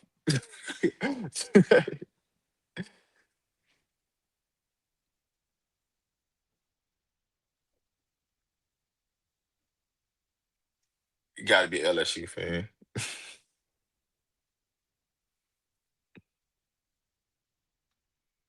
I don't even know why they came back in my chat. They didn't respond. Like I mean, like, yeah. I keep telling you. I keep telling. I hate to take this time out from the other 139 people in here. I'm not here for what you want to talk about, Tiger. I'm not here about that shit. It's disingenuous. If it's disingenuous for me to talk about a very flawed SC team that struggled with a terrible team that LSU beat by 44 in the SEC champ, and the SEC championship is ours. It's disingenuous for you to even be in here talking about LSU when y'all ain't beat us in 17 times. You ain't beat us in 17 times. We've been to the SEC championship how many years in a row? Please let them know in the chat. So it's disingenuous for you to think that we would think that it would be anything but ours, regardless of what we've done the last, is it 5 What is it, y'all? Tell me how many times we done won the SEC championship in the last 10 years? I don't More than have what time. LSU even thought about. I don't You know have what time gets for me? history lessons. You know We what already gets talked. me? No. We already talked LSU. We moving on to this. But I Yeah. asked Tiger Vibes the last time, why do you keep showing up here? This ain't where you want to be. Okay, now on to what we was I doing. just wanted. I just literally just wanted to say this and I get this Whatever out. you got. It always blows me that Tiger fans come and talk about championships when y'all coach don't even talk about championships. But I'm gonna leave it at that. I ain't gonna get into it for real. I just like y'all come here talking about some SEC championship when y'all coach don't even believe in the SEC championship.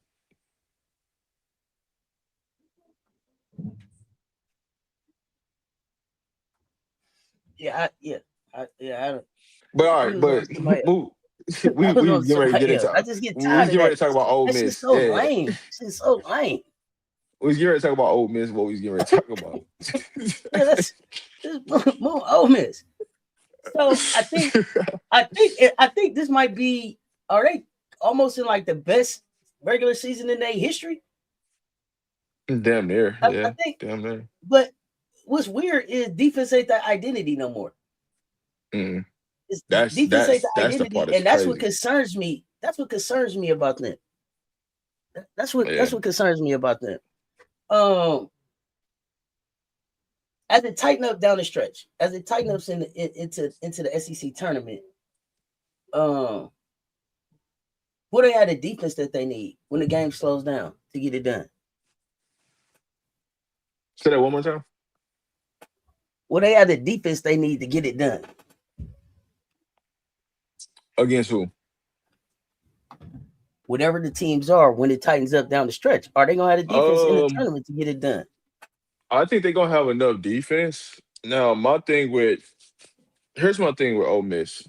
As they're figuring things out, who's gonna finish the game is what matters for them. I have no doubt Cody's gonna be on the floor, but who are the other four that's gonna be on the floor with her? I think that's the piece that they're still figuring out for as how do we close games and giving credit, right? Um, they took a bad loss, right? Against Georgia, right? That was crazy. And I think after that Georgia loss, I think that's when Coach Yo she went into the lab the next day and said, "Hey man, this ain't gonna happen no more." Not the Is way Cody the point guard the answer for the rest the, of the season? they don't truly have. I mean, they got guards, but they don't necessarily have. That's the piece where I think if Coach Yo had to do it all over again, she probably keeps one or two of those point guards from last year. That's That's fair. where I think that's the only thing that I would say that I think Coach Joe is like, damn, I wish I had a point guard, but Cody's not a point guard. She just happened to be playing point guard and Is that sustainable? most of the game. It's not sustainable. For me, it's not sustainable. Can you get away with it depending on the team? Like, say like this, right? If you got a team that got a small backcourt, yeah, you're gonna put the ball in her hands because it's a mismatch all day long. But a team that got the same that's gonna put the same size guard or same size type of wing on her to guard her, you just make her work harder. So that's not gonna be sustainable. So depending on the matchup, depending on what you should do. If Well, if that's my people can guard question her with too. smaller I thought guards, I'm with Steve. I thought Poe and DeShields was the point guards. They not. they are, but you What's can't not turn work? over the ball.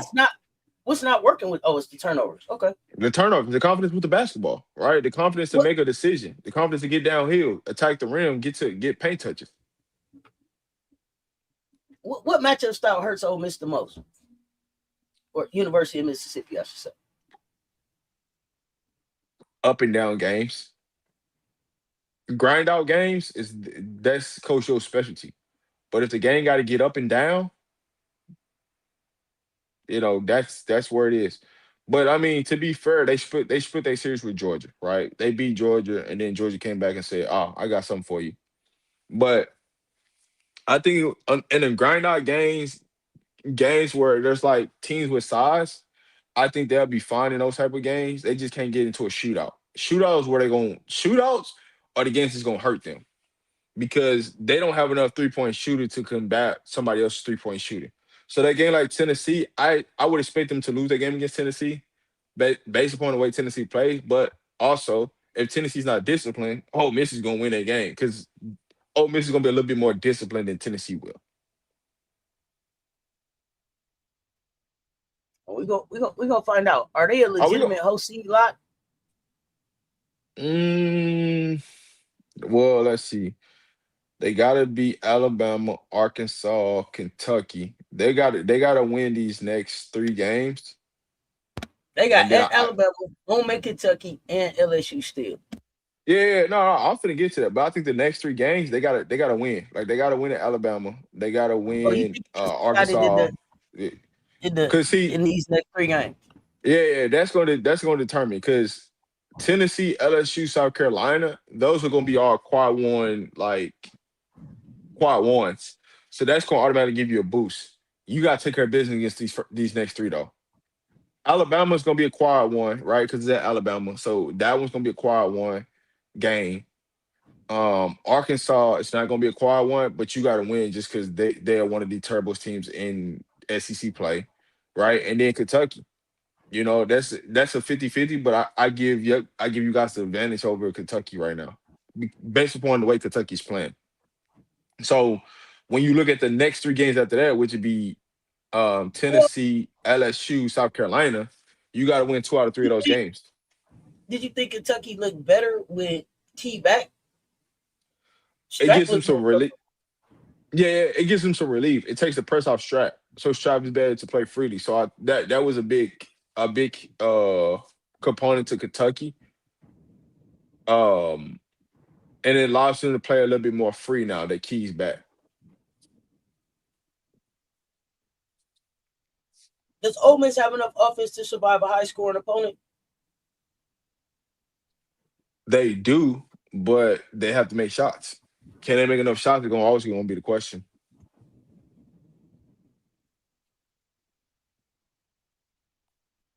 I don't know. I think they don't use Chino enough. I can agree with that. So, well, I don't know. And this, or but maybe here's the key thing. A little more consistent. I'm not sure. I have to really look, but I don't see your name enough. Go ahead. No, I was going to say, here's the key thing about the funness of the SEC.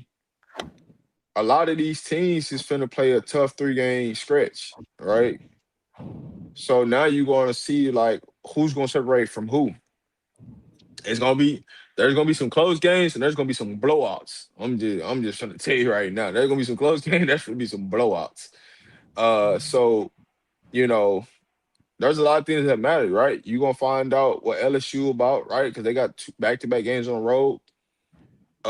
And I'm gonna tell you this: if LSU goes in to Auburn, Alabama, and take shit lightly, they gonna catch an L against Coach Vic. Coach Vic has been a team that's been playing. They've been playing a lot better.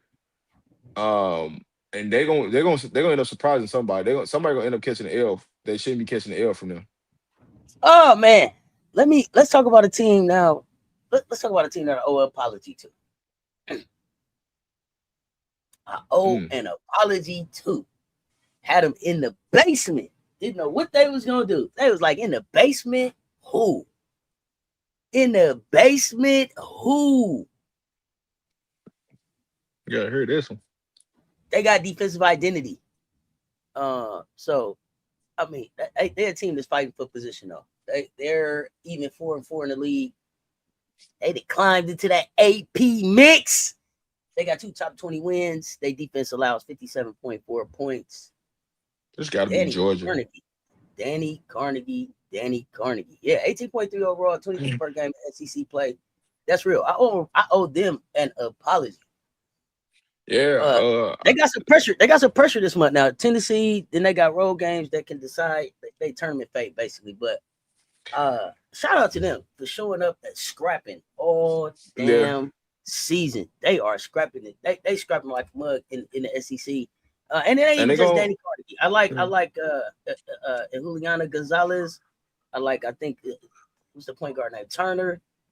You got that even they got a win with Woolfolk on the bench that I didn't think with Woolfolk out that I didn't think that they would get. So they figuring out ways to win. They scrappy. They scrappy. I had to get I had to tip my cap to y'all, man. Halfway through the season, y'all fighting. Hey, I love how Hey, listen, I gotta say this because this shit bothering me. Hey, ESPN. Anytime the SEC play, don't get to talk about no other goddamn conference. Don't get to talk about no Big Ten. Don't get to talk about no goddamn Big East that don't nobody give a damn about. Stick to SEC. That's all. I just had to say that because that shit was bothering me. I just thought about it because I seen an ESPN commercial. And I'm like, every time a goddamn SEC play, y'all talking about every other goddamn conference but the SEC. But I will say this. Florida's disappointed me this year. I thought they would be a lot better than what they would be. Missouri actually is a little bit better than I thought they would be. Give my hats off to Georgia because they definitely better than I thought they would be. Uh, but Kentucky, Alabama, they right where I'm at. But as far as the rest of the SEC, I mean it's playing out to about where I thought they would be. But yeah, I just had to say that about ESPN, man, because that shit be bothering me. So okay, let's talk. But okay, yeah, I feel you. Is Georgia's defense good enough to steal a game from a top tier team? Yes, yeah. And they got a kid that can go get 30 or 40 on any proven day. They Is got the defense okay. and they still got the offense, the quality to get it done. Okay, I like that. Does Danny Carnegie is she playing? Is she an all SEC lot? Carnegie's all SEC for me. Yes, I got to put her on there. Okay, okay. What is their biggest issue? Is it scoring consistency? Is it depth? Is it something else? Just staying out of foul trouble. The games they stay out of foul trouble, they win. The games where they're in foul trouble, they lose.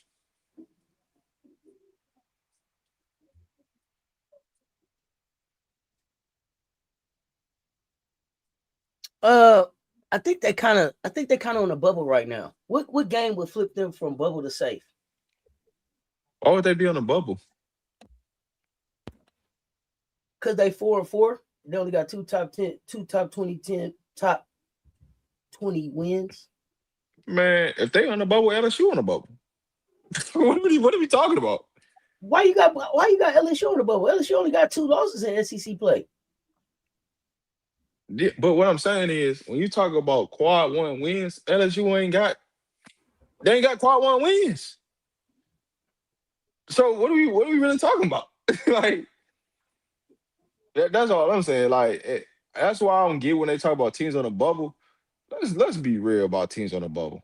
Who have they really played? Like they non-conference really don't matter, but it do matter, right?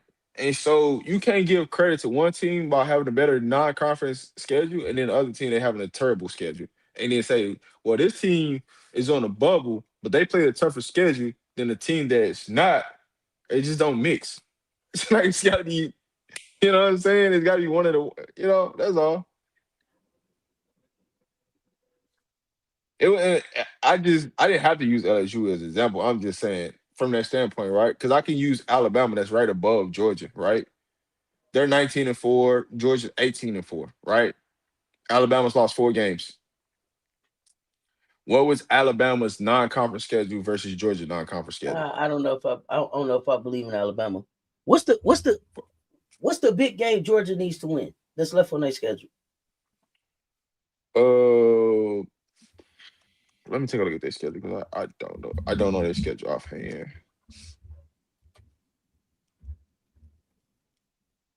I don't know their schedule offhand.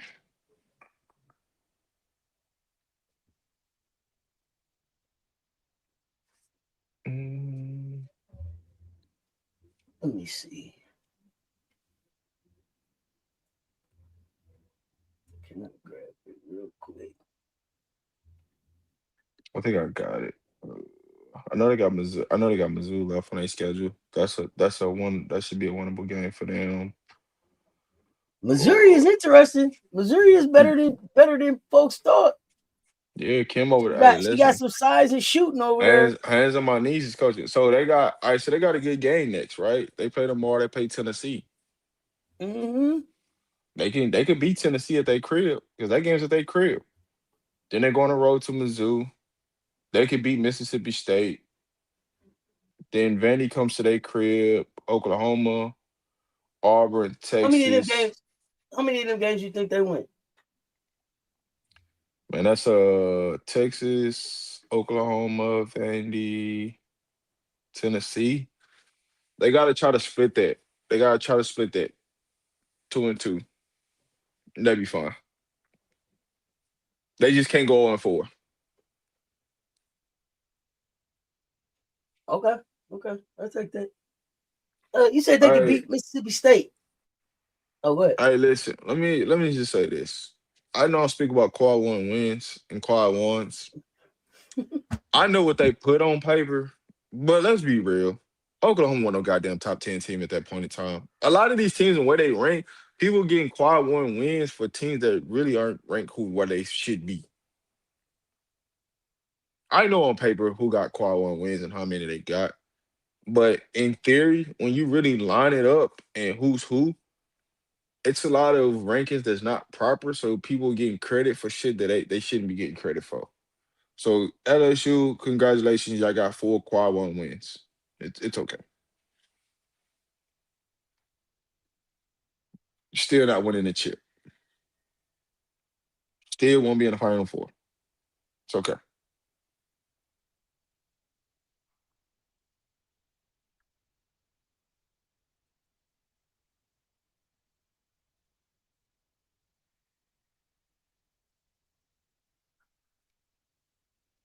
Ryan, I see you keep asking who's the best point guard, shooting guard, small forward, power forward, and center. Do you got an answer for that? I don't have an answer for that, Ryan. I'll be honest. I haven't thought about it. I haven't thought about it. It would probably be a bunch of Gamecocks and Sarah Strong. All right. But I ain't there's even finna that. I'm hold you. being honest. Go ahead. I ain't even finna hold you. I'm just waiting on Joyce Edwards to go ahead and, you know what I'm saying, get this bubble, take the bubble wrap off on this SEC player of the year. That's the whole thing I'm waiting on. Go ahead.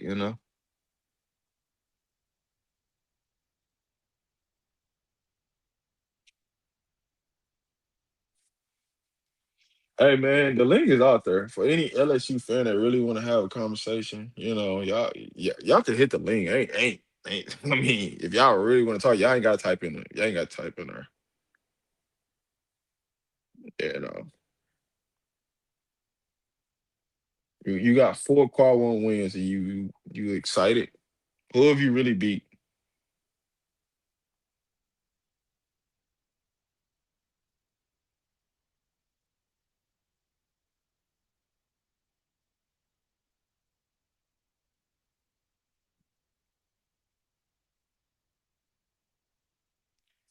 Because I like having real conversations, with people. Get in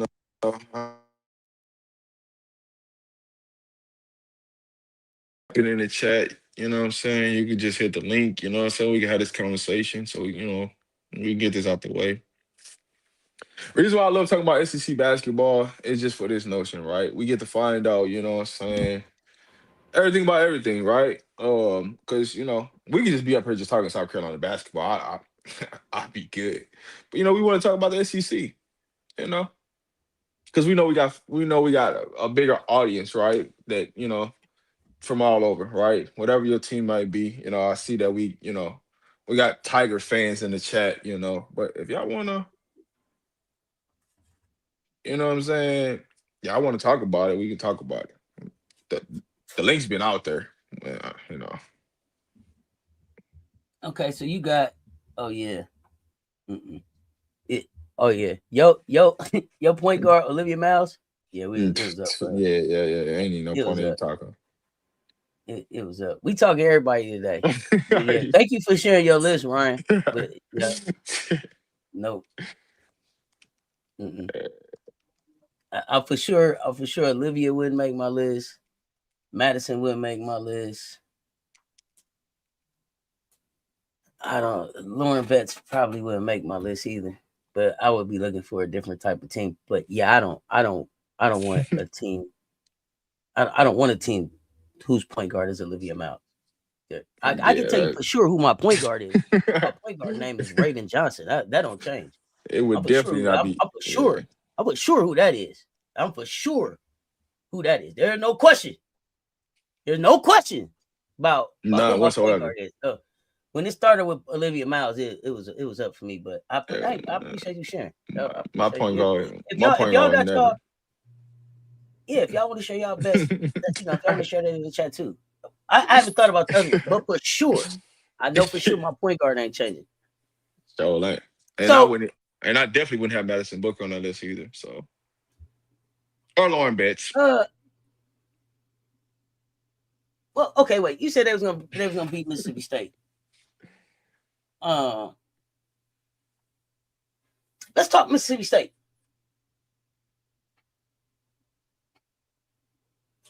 Is there anything about Mississippi State that would make you be afraid to play them in the first round of an NCAA game? No. Hey, Tiger. All this typing you doing, you can just come up here. Hey, listen. The fact that you put an if in that statement, that's how you know y'all gonna lose. Don't even worry. Y'all need to stop worrying about South Carolina. Focus on y'all task at hand right now, which is tomorrow in Texas. Don't quit trying to skip this. This is the problem with y'all. Y'all keep trying to skip steps. This is why y'all lose, because y'all keep trying to skip steps. You can't skip steps in basketball. But it's okay. It's okay. Just make sure y'all around. As soon as y'all take that L, make sure y'all around. Matter of fact, guess what? I'm gonna be in the building for that game. I'm gonna be in the building. I'm gonna be up there and I'm live, dead at you. Quit trying to skip steps. Y'all listen. I know, hey, listen. This is why I knew that y'all on y'all little high right now. Y'all clapping your hands, y'all doing all this, you know what I'm saying? Until that L come around. And then y'all go ghost. Then y'all pop out somehow when y'all get a little win or something. Come on, dog. What are you really talking about? This ain't living in the past. This is reality. Until you do something to change the factor, the reality is you ain't beat them. It's not living in the past. It's what it is. So until you beat them, what we talking about? To beat a man, you got to beat the man. And clearly, y'all ain't beat us. So what are we talking about? It's not living in the past. It's just reality. It's okay. It's too many ifs in that statement. That's how you know you're already going to lose, because you got to put an if in the statement. But go ahead, Seth. Sorry. It's too much of it's delusional South Carolina fans. It's not delusional. It's just the facts.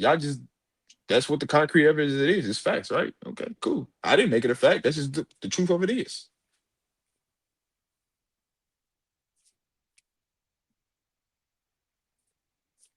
What y'all talking about? I'm curious. It's not even a robbery. Stop trying to make something a robbery that's not a robbery. You gotta be listen. You know what a robbery is? I mean, you gotta win. You gotta beat somebody, and then they gotta beat you. That's what a robbery. You gotta win something. Y'all ain't won nothing. It's personal. Yeah, if y'all want to make it personal, it can be personal, but it's personal. It's personal between these women because of how close the games have been back and forth the last few seasons. It's personal because they're competitive like that. It's personal. It's personal, but it's not a rivalry. It hasn't grown to that yet, right? But I keep hearing y'all keep saying something about the past and the future and the past and the right now. Help me understand what we're talking about right there. Help me understand what we're talking about right there.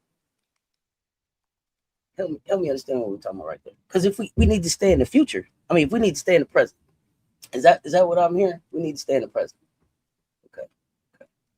Well, let's stay in the present. You cannot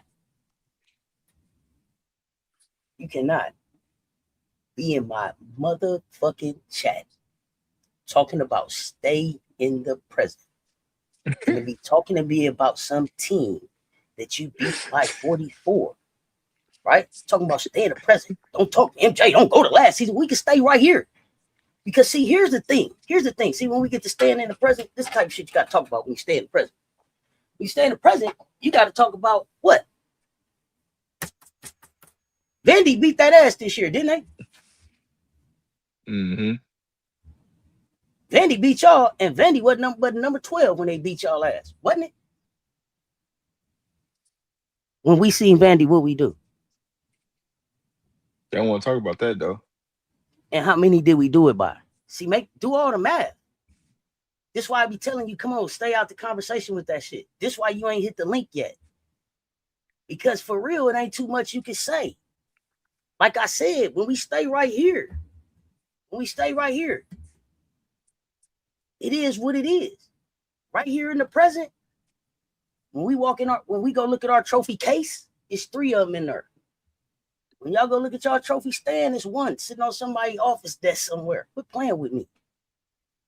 That's the present. That's right now. That's facts right now. But y'all don't want to talk about that. When we beat them by this much, you only beat them by that much. I ain't got no updates about Gotti and Latson. Wishing them both speedy recoveries, and that they get back to hooping soon. But I'm sick of the foolishness back and forth. How we in here talk about the present? You done lost 2 goddamn times in the conference. See, the present is you done lost more times than we done lost. So that means we is in charge in the SEC right now. That's facts. That ain't made up. That ain't last year. That's this week. That's right now at 1:42 p.m. American goddamn time. I'm confused. How we don't always got LSU on the mind is we was talking SEC. We wasn't even talking about LSU. Y'all coming here all the time looking for some goddamn attention. I wish all y'all would get together and get the confidence enough to cut the goddamn camera on and hang out together. Stop interrupting what the fuck we got going on over here, because it ain't about you. You ain't won enough to make it about you over here. Win, lose, or draw, it's always going to be Gamecocks on mine. Game! Put it back in the chat, because I mean it like that. I'm sick of the goddamn playing around with y'all. Find some place to be. Sit around and count your trophies. 1, oh, I'm sorry, there ain't shit else to do after that. Don't get to talking about SEC trophies. Quit talking to me about what's coming. Quit talking to me about what happened. Right now, we the ones. Man, they never gonna hit that chat, man. Man, hey, listen. You know why they ain't gonna never hit that chat? Because they know about the last LSU representative that came up, all the time. and then the last LSU representative that came up. They didn't want to have no conversation for real. Here it is. Can't make it up. Here's the thing. You say LSU fans don't care about SC except when we play them, but SC fans always worry about what LSU or they fans doing. MSL, are you a LSU fan? Because if you are, I'm trying to figure out why you over here in this Gamecock space. Because I see you over here all the time. Why? We wasn't even we over here having a conversation about the SEC. And let me tell y'all this. Because I'm so sick of y'all telling me about what somebody can do and what somebody can't do. This is Cess Talk Sports, and I talk about what the fuck I want to talk about. So if you really rock with women's basketball, right? If you really rock with women's basketball and you really been over here on my platform, then you see I done gave respect when respect was due. But what I'm not gonna do is keep taking no disrespect from y'all. Y'all don't deserve none of the shit that y'all fucking talking about. Yeah. That's the goddamn problem. That's the problem.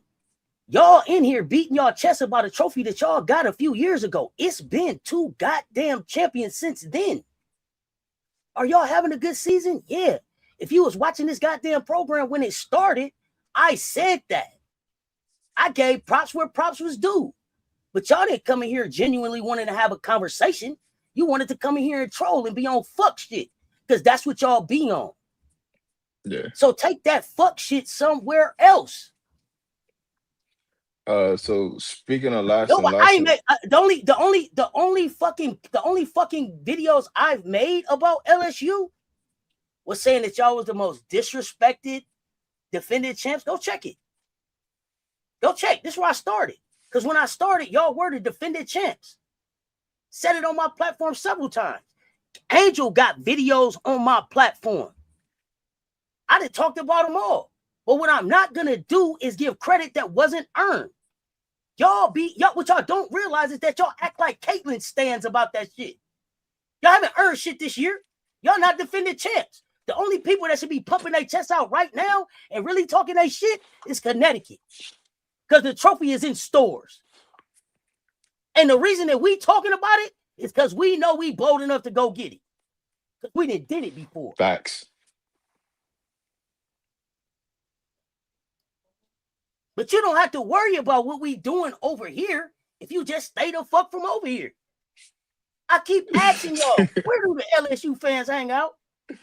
Yeah, man. If y'all would give me I don't even normally pub other channels that I don't fuck with. But if you would tell me where I can send y'all to, please, I'll run it on the goddamn ticker at the bottom.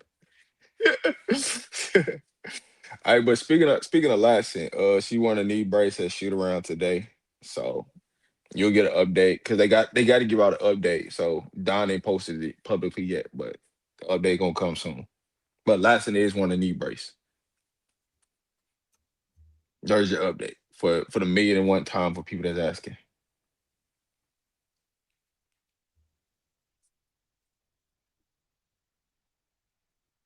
Yeah, I'm not worried about what LSU doing. I'm not worried about what LSU doing. What I'm worried about is where women's basketball is going. I'm a Gamecocks fan that leads the conversation just like that. When I see something dope in women's hoops, I give them that. But what I ain't gonna do is keep playing with the disrespect. Riding you over here all the time. I ain't got no problem with that. There's plenty of LSU fans that come over here and talk hoops. But what I'm not gonna do is keep doing the little trolling shit. That ain't what I started this shit for. And I'm not gonna let y'all turn it into that. Man, we here to talk, man. Listen, if y'all want to talk hoops, we talk hoops all day. I just want you to come up here and talk about it. Like, I ain't finna keep playing though. yeah. Trying to beat All your that chest on back what? and forth and back and forth and back and forth. I ain't saying, come on, I ain't doing that. Miss me with that. Now they drop some real facts about what it is today. Right now, y'all ain't saying nothing. Yeah. Lassie got a knee brace on like Maddie does. Yeah.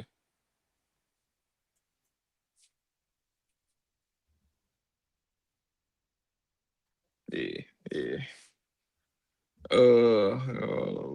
What's what platform they normally don't get shit. Man, I don't listen. Y'all started wanting to have a basketball conversation, right? I actually you want me y'all want to hit the You link. didn't Y'all come with say yeah. you didn't come with no real criticism. You came with some trolling ass bullshit. The same shit you was on the other night when I asked you, why do you keep coming over here? This ain't the conversation that you want to have. I keep asking you that. The door is ajar.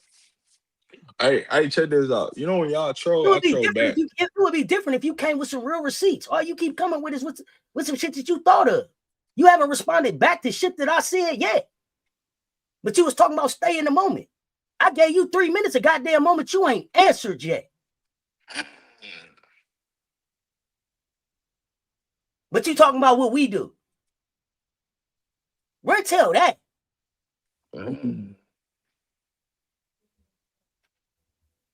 Let's go.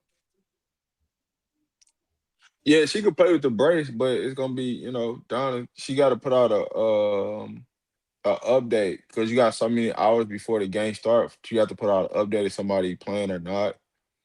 But Don hasn't gave up an update. I'm just telling you what I've seen from shoot around. She got a knee brace on. Like shoot around. Yeah, she said we'll know tonight the status of tonight and Gotti for tomorrow on this game. But they both practicing.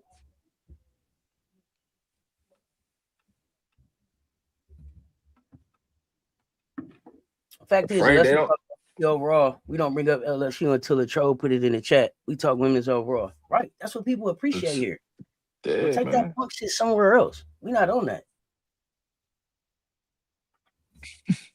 All right, back to the next. On to the next school. On to the next team. It's like talk about that. Talk about that. We moved on. We've been talking about them. We talked about them Man, first. Here goes some. Here go. I don't even think have we talked South Carolina yet. no, we ain't even got to South We ain't even Carolina talked South Carolina yet. We talked about them first. Me, pick me. we talked We put we you on talked the about stage Tennessee first, and that's not first. enough. These old Yeah. David Ruffin ass motherfuckers, man. It's just always gonna be me. David Ruffin and the Temptations, Hey, man. I'm sick of that shit. hey, says we was talking about Tennessee, and they start dropping questions. Hey, do you still think that they're gonna lose 5-6 games? Like, bro, We we ain't ain't even even got talking to them about yet. Is y'all. it about you? Are you contributing to this conversation? Can you hear what we talking about? Or do you just need some attention? Go ahead, man. Get your chat steps off, man. Type it up, man. Get your chat steps in. Get them in. Man. I'm here for it. Pick me. I want to go. Did you talk about us? Come on, man. No. Nobody does all that talking about somebody with one trophy. No. Hey, then we start talking about y'all talking about y'all They don't want to want hit to the talk league about and why you talk bring it about up. it. That you bring it up. Yeah. Yeah, you gonna bring it up. Oh shit, Rob. Well, what else should we talk about then? What should we talk about?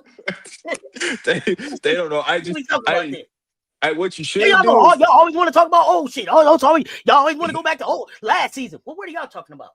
You're talking to me about a championship that came years ago.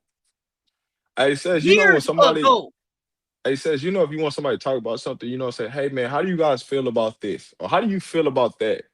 What do you think about this? Here's Or the what do you think thing, about Rob. that? It don't even be a question. It just be like, Rob, my feelings about their one trophy have not changed in the 69,000 fucking times y'all asked.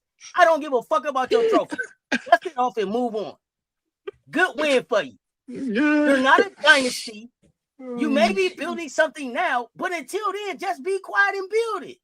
Hold That's on, the quickest sis. way to get your shit blew up. Keep telling somebody about what you doing. Do it first. Hold on, sis. You talking about them building something? Are the players gonna stay? Never mind. Let me I stop. don't know. Let me stop trolling. I don't know. Let me stop It's trolling. NIL investigations and shit going on over there. It's a lot going on at LSU right now. Let me stop trolling because I'm not clear. Or your players gonna stay around long enough for you to even build something. Let's talk about that. Damn, they keep asking about that same trophy. We done. All right. Hey. Meanwhile, in Missouri. Listen, Missouri can shoot, Rob. They can score. Hey, they'll ruin your night if you let them breathe, for real. Listen, their defense is inconsistent as shit, though, Rob. I'm gonna keep it a buck. That's why they but I'm telling you the truth. They'll ruin somebody's night if you let them breathe. I'm for real.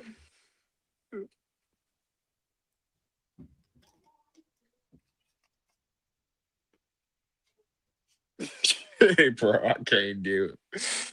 Hey, man, all the extra typing is crazy. But hands on my knees, yeah, she doing. It didn't start off good. I'll say this: Mizzou didn't start off good to the season, but they've been building throughout the season. Oh, there was no way they was gonna be good at the beginning of the season. Yeah, it was too much new. It was too much new going on. Yeah, but if you allow her to get the right players there, they could be a problem. Not at the upper echelon, but they could be a middle of pack SEC team where they can, any just right now, any given night they can beat you. Who should fear a Missouri team that get hot in Greenville? I can't with mine though.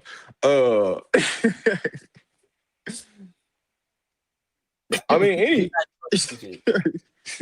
anybody really. I mean, it's like this, man. If you don't come with the right mindset, any SEC team can beat you. Really, outside of like a Arkansas or Mississippi State, for the most part, if you talk about middle of the pack to the upper echelon teams in the SEC, anybody can beat you.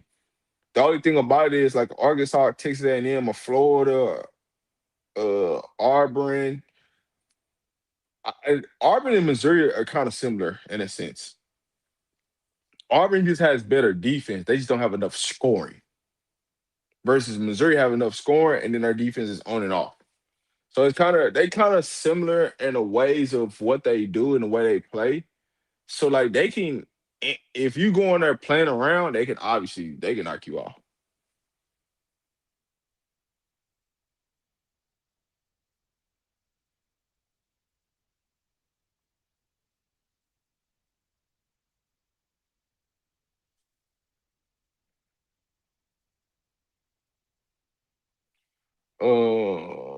Let's see. How you feel about Mississippi State? 'Cause I think that's the one thing we ain't really talked about. Mississippi State.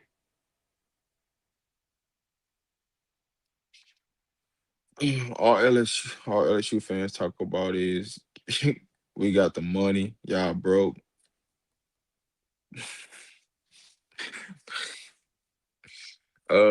South Carolina got money. I don't know what the hell y'all talking about. Yeah, y'all seen them new Nike checks? What them look like? That new Asia Wilson money. Have y'all seen what that look like? Mm.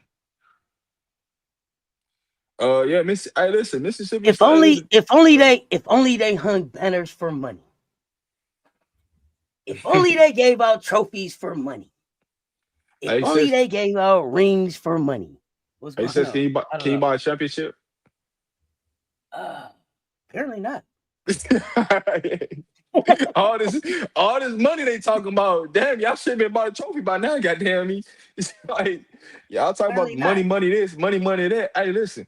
Hey, where has all Money, that money, money money, got y'all? money, Hey, listen. money. If y'all got all this money, y'all still ain't been able to buy a big yet. All right, they can get y'all over the hump. Don't tell them it's no money in Colombia. But, See, hey, it's a hey, difference between wealthy and rich. The wealthy, yeah, you you don't don't talk know they about it. wealthy. Yeah, you don't talk Mm-mm, about it. mm-mm. It's subtle things that'll let you know they wealthy. Their earrings, their phone, maybe their shoes, kind of car they drive, where they eat, stuff like that. But they don't Yeah. brag about it.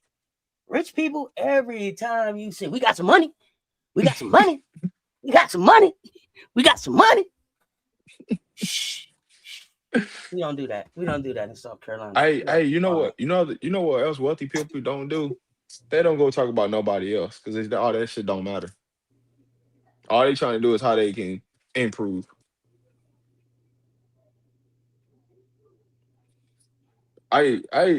Miss Yolanda, I know. You know I know. If I hey, you know I know. I ain't worried about it. You know I know. But no, man, they everybody, you know what I'm saying? Just all that money talk sound good, but guess what? They still gotta lace them shoes up and put them shorts on and put that jersey on. Then what? That's what the conversation started. So all that money talk, this, that, and third. Hey man, when it's all said and done, it's time to lace them shoes up and tie them things up. What we talking about? What's big money to you know what I'm saying?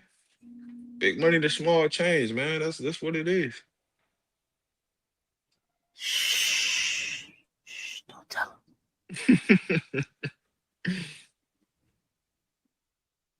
Don't tell them. Don't tell them. Hey man, I'm trying. Hey man, I'm trying to. Don't talk. You Just know, listen. just listen. Man. Shit about to get different, man. Motherfucker gonna be people gonna be in survival mode here in a second. They don't even understand. Ah. Oh my goodness, bro. Hey, Sometimes sometimes it's just fun. LSU. Let me see. Oh, go ahead. I finna say LSU. Y'all better hope y'all don't lose Kim because y'all gonna be in real survival mode over there. Let's talk about Auburn.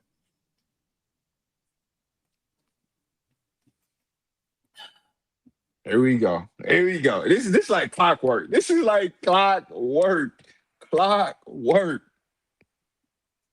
When LSU fans get to lose an argument, they bring up UConn. This is like clockwork. You ain't gotta make this up.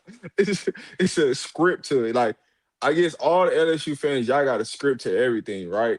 The minute y'all lose the argument, y'all go straight to UConn.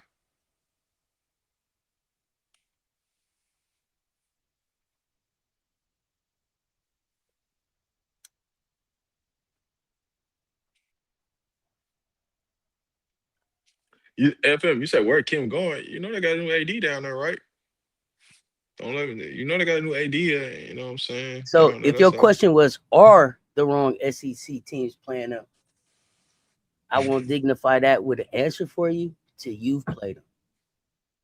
Because if they wasn't already on your schedule for next year, you wouldn't even be fucking answering the question.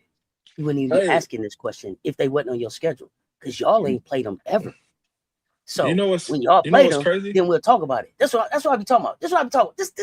This is the type of me, pick me type shit. Me. This is it right here. This is it. This is it. You know what's You wouldn't crazy even, though? if they wasn't on your schedule for next year, you wouldn't ask this question. So after y'all played them, let's talk about it. Because you're not in the club yet. You ain't played. You know what I love about this whole situation is, like, what that Yeah, conversation unless you is. think Why UConn did is their y'all? sister college. Yeah, like that's LSU East. I'm just trying to figure out why y'all wait to play them after the fact. Why y'all didn't play them like this year, last No, year, with year Paige is before? gone, with Yeah, AZ is AC is gone. gone. Like, they why trying did to you they wait trying till to they got just Sarah? they think they gonna catch Sarah by herself. I see the plan. Yeah. They was like, yeah, this is the season to try to get him. Yeah, like, man, come on, man. What are we doing? Foiled again. Everybody, We see right through you. You think you're gonna catch Sarah Strong by herself? Y'all gonna catch her ass whooping. You'll see. man, this shit is hilarious, dog. Bro, y'all got it. Hey, y'all got a scheme for everything, man. Hey, we gonna catch it when they at their low next year. And they've been talking about our soft schedule, so we got to put somebody on the schedule. I told y'all That that damn new AD. I told you that that new damn AD gonna make Kim, y'all play bro. somebody. That new AD Hold on, finna make y'all play hold on. somebody. It ain't gonna be no running around.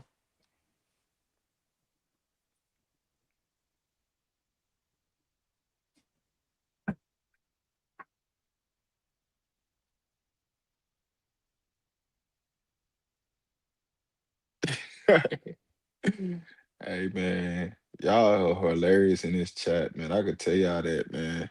Y'all can't make this stuff up where y'all go to.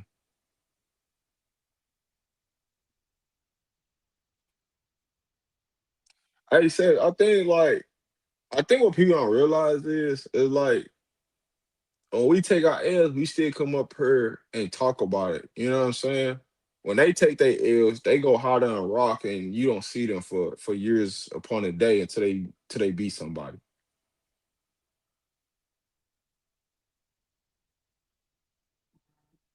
But assess, hmm, that's interesting. It's an interesting word to use. I'm just trying to figure out what LSU's assess point is with UConn, because none of those players from UConn would ever come play at LSU. So why y'all so obsessed with UConn? Is everything okay in the chat? Because I'm seeing some back and forth and some name calling and shit that I don't Yeah, even do in that's my chat. yeah, So yeah, I'm trying to that's figure what I'm out. I'm just trying to yeah. figure out how's a goddamn visitor in my chat trying to check somebody about what's going on when you look like you Captain Saving somebody. Why you worried about what somebody said to somebody else? MSL. I don't do that. After I two saw that, ain't nobody silly or slow in this motherfucker. What's your real issue? Cause see, this is my channel, Yeah. and MJ and somebody else was talking. So why you worried about it? No, at least if you a regular here, you a fan. I'm trying to understand MSL. Let me take a moment and address this. I'm not understanding what all the back and forth is. Why MSL is so worried about what's going on with somebody in my chat that got a wrench next to their name, and why you trying to police anything in my chat. So let's set the record straight. You Set the cool mood. MSL or we got some? We got some questions.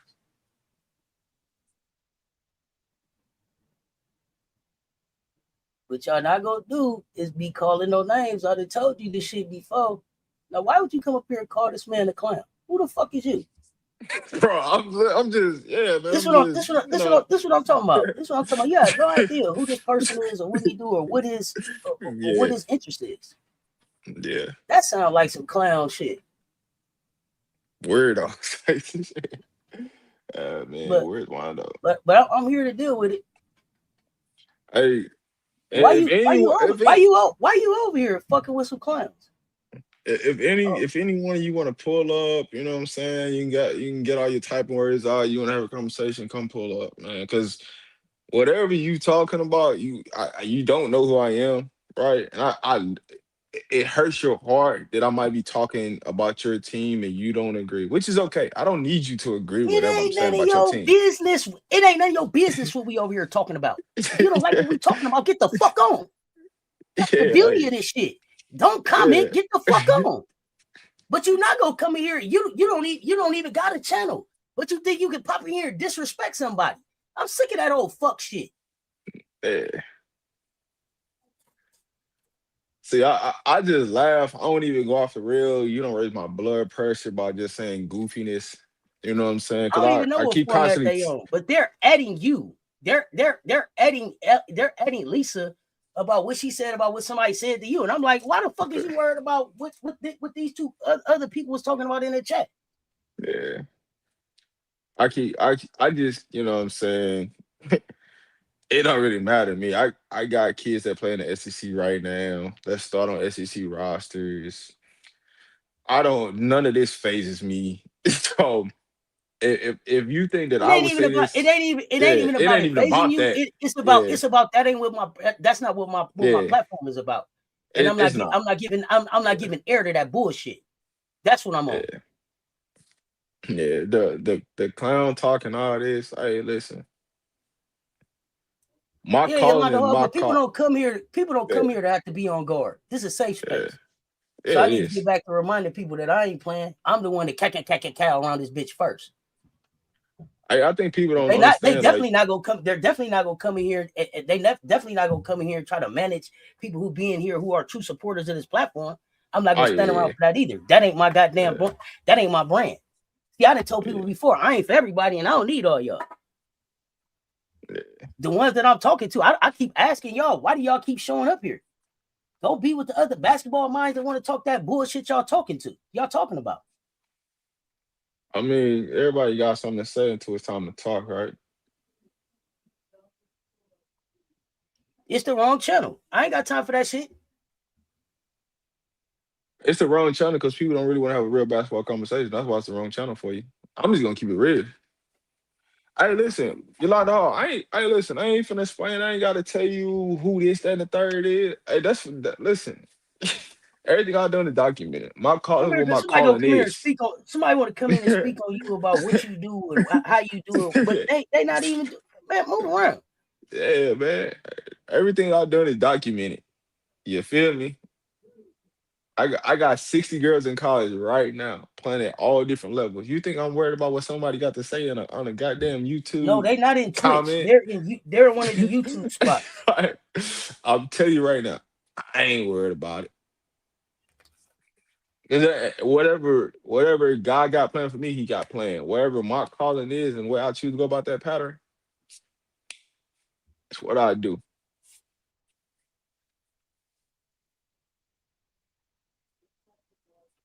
Mondo, you said I need you. What's going on? What's happening? What I need you for? What I miss?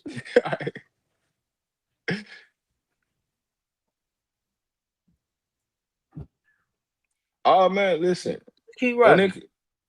Miss Can we Hall, talk Larry Picker?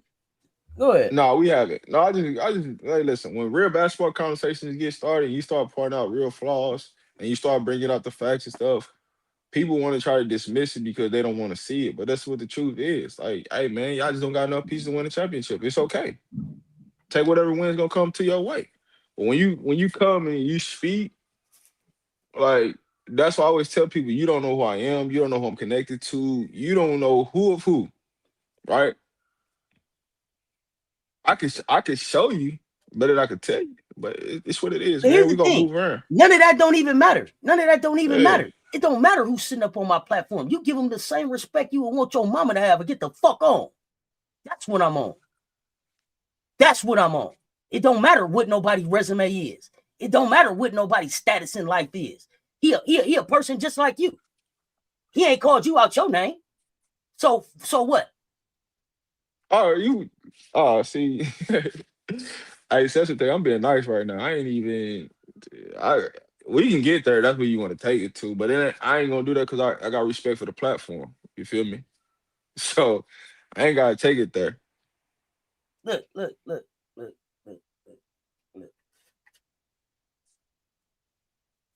MSL, I was the one talking to you. Hit the link. Yeah, I want to do it. Trust me. Pull up. Because I'm going to tell you about how you don't run a motherfucking thing over here. Pull up. I'm the one talking to you. Me. Hit the link. I got time. It ain't gonna take but a second because you don't run shit over here. Trust me. Fuck talking to MJ Lover. Pull up and talk to me. I'm the one talking to you. Hey, Tiger Vibe, let me say this. Fuck Tiger Vibe. Fuck all of that shit. MSL. Hit the link or get the fuck out my chat. Because I'm the one talking to you. And I'm talking to you about trying to run my channel. You ain't gonna run my chat or police shit in this bitch. And I know you hear me. So fuck all that trying to see what Tiger Vibe said. You was in here Captain Saving for somebody else. I'm talking to you. This Cess Talk Sports. Fuck all what everybody else talking about. Get at me because I'm getting at you. So trust me, I want to do it. Hit the link. So I please pull up and tell me how you run a motherfucking thing over here. Please pull up. I can't wait. Let me drop this link again. Please pull up and tell me how. Please hit the link and tell me. You ain't too busy to tell me that. You don't run a motherfucking thing over here. Please pull up. Please pull up. Here you go. Please pull up and tell me what.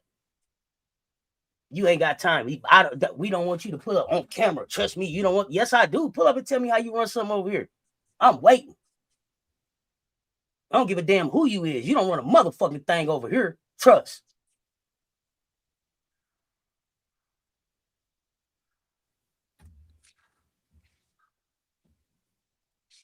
I don't know if it's a him or a her, sir or ma'am. I don't give a damn. They don't run shit here. Yeah, they tripping. I'm the one talking right now. Type on that shit.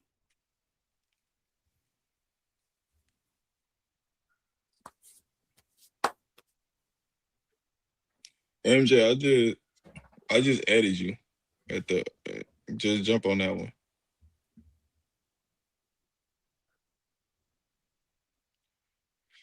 Man, AB, bro, it ain't, bro. I don't think you understand, bro. I don't really go back and forth with people about nonsense, dog. Like, it is what it is, man. At the end of the day, we talking about women's basketball, empowering women's basketball, and growing in women's basketball. And there are some people that just, you know what I'm saying, they not going to agree. It is what it is. You feel me? It is what it is. You know what I'm saying? Like, if you want to come up here and talk, come talk. You know what I'm saying? That's always been my thing about it. I ain't with all this typing in the chat, saying this message that, man. Come up here and talk. Because every time somebody come up here and talk basketball, they die. So come on. Come with it. That's all I care about. If you really want to talk hoops, like you say you do, come up here and we can talk about it. They don't want to talk hoops. That's my point. That's what I'm waiting on them to tell me about. I'm waiting on them to hit the link to come tell me about how they run something over here. I'm waiting.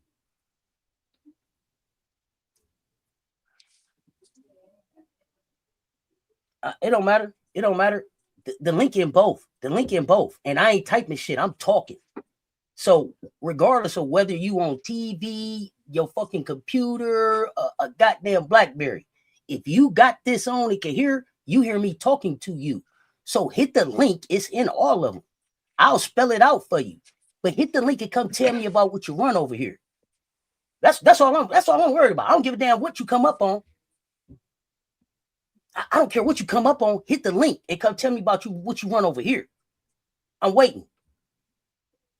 That was a test for who? I got time. Who tested? Like, who you trying to test? That's what I'm trying to figure out. Who you trying to test? I don't Well, know. yeah. But yeah, I got time today. Hit the link. Bro, y'all got the right people on the today. goddamn next tail. Pull up. Bro, you say you Pull that up. was You a don't want test for shit over who? here. I'm waiting.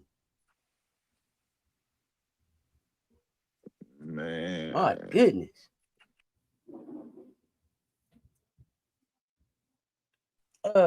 Larry Vickers. While we wait for him to hit the link. Man, they not hitting that link. If They you ain't ain't trying gonna hit the link, you might as well start typing in the chat.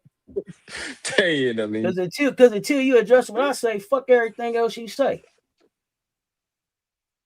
Because I'm talking to you now. I'm in the conversation.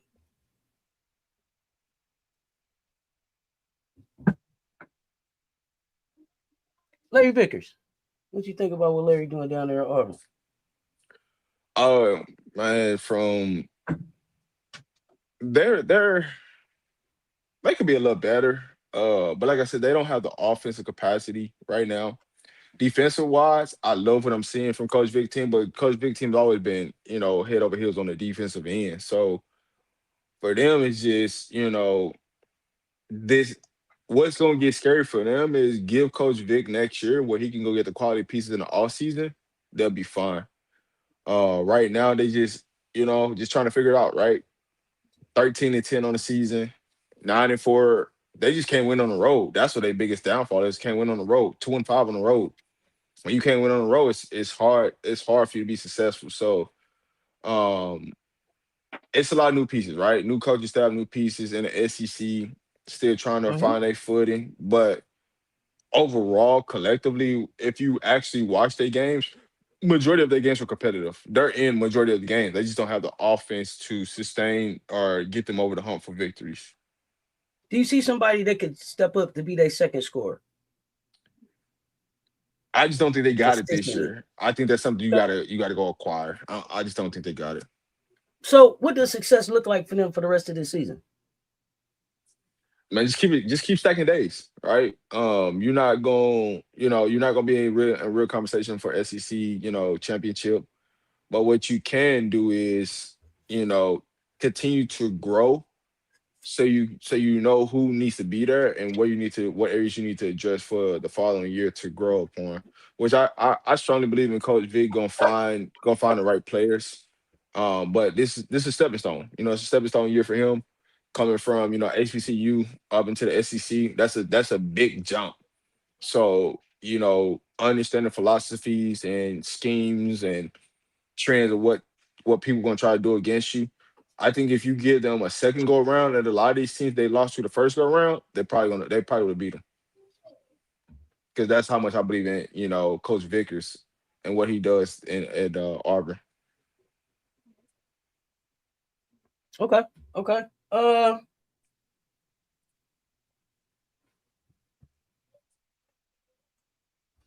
Could they realistically win multiple games in the SEC tournament?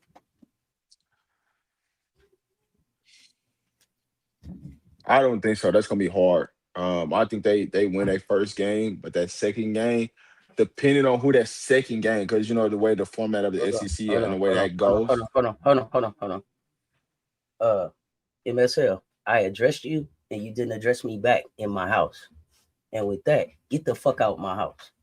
But see, I waited for you to address me, and you keep disrespecting what the fuck I'm saying and trying to overtalk me to other people in my house. So with that, you won't be back. MJ, get MSL the fuck out of my house.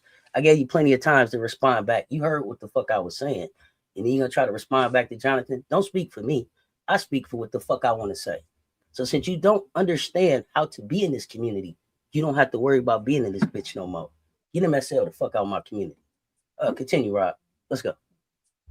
Yeah, no, I think they're in line. They just, like I said, if you get Auburn, a second chance to play some of the teams that they lost to, I think they beat them. Just because I just think in Coach Vickers, being able Oh, to thank you, Emily. adjust. I didn't know you was in here. Please they can go. Never again. Go ahead. So What you won't do is disrespect me at my house. Fuck out of here. You gonna ignore what the fuck I'm saying, like fuck me and just talk to Jonathan. Talk to Jonathan on Jonathan goddamn page. Fuck out of here. Go ahead, Rob. Yeah, man. It's always this. But no, go ahead, sis. You got something to say? I thought- Oh, go ahead. I was uh, wondering. no. I was just finishing my statement. I really ain't had nothing else to say about Auburn. From that standpoint, Who else we didn't talk? Florida. man. You really want to talk Florida? I ain't really got nothing to say about them outside of their biggest fucking disappointment in the league. If you live McGill and you Mary O'Neal, do you plan to stay there? Heck no. Heck no. I'm finding the first transfer opportunity I can up out of there. Because the thing about it is who gonna want to come to play in Florida? It's not about them. Who gonna want to come and play with them? But is it them that you wouldn't want to play with, or is it the coach? Can you move the coach and have them there? All right, so I got a question for you. What's the difference between Florida coach and Tennessee's coach?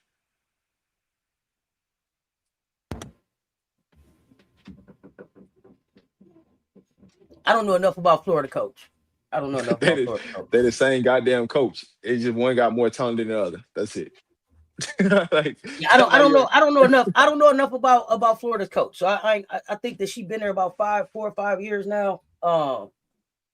My thing with her was she was pregnant last year. I hadn't paid attention to her program before, so I wanted to see what she would do this year. They started off. It seemed like they started off okay. Liv McGill is I mean, listen, she's scoring. At one point, I thought she was, she was in top 5 in multiple categories in the SEC.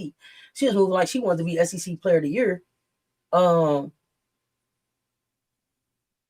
but their defensive rating is just, whew, goodness gracious.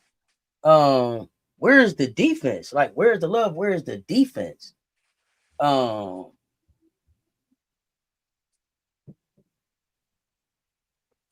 I think that they're and can they find some defense before the tournament? no, that ain't gonna happen. I don't have them. I mean, this is just a Have they ball built? nation, Have they man. put? Okay, is Liv, we agree. Liv McGill is the star of the team. Have they built the right team around her to be successful? Or what's What is missing? what does Gil McGill love to do? Like, to me, she's a scorer. I know, but what type of scorer is she? You know what I'm saying? Like you have to build around her skill set. Let's see. That Liv get to the basket. she's a I down was she get that.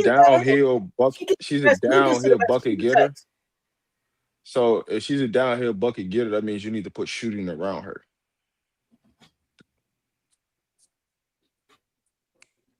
And that's where the area where Florida has to get better at. They So have you to think get they need a shooters. shooter? They need to Okay. get shooters, multiple shooters, Okay. right So around her. that's their biggest offseason priority. Yeah, big. I mean, outside of you got to have a low post present, right?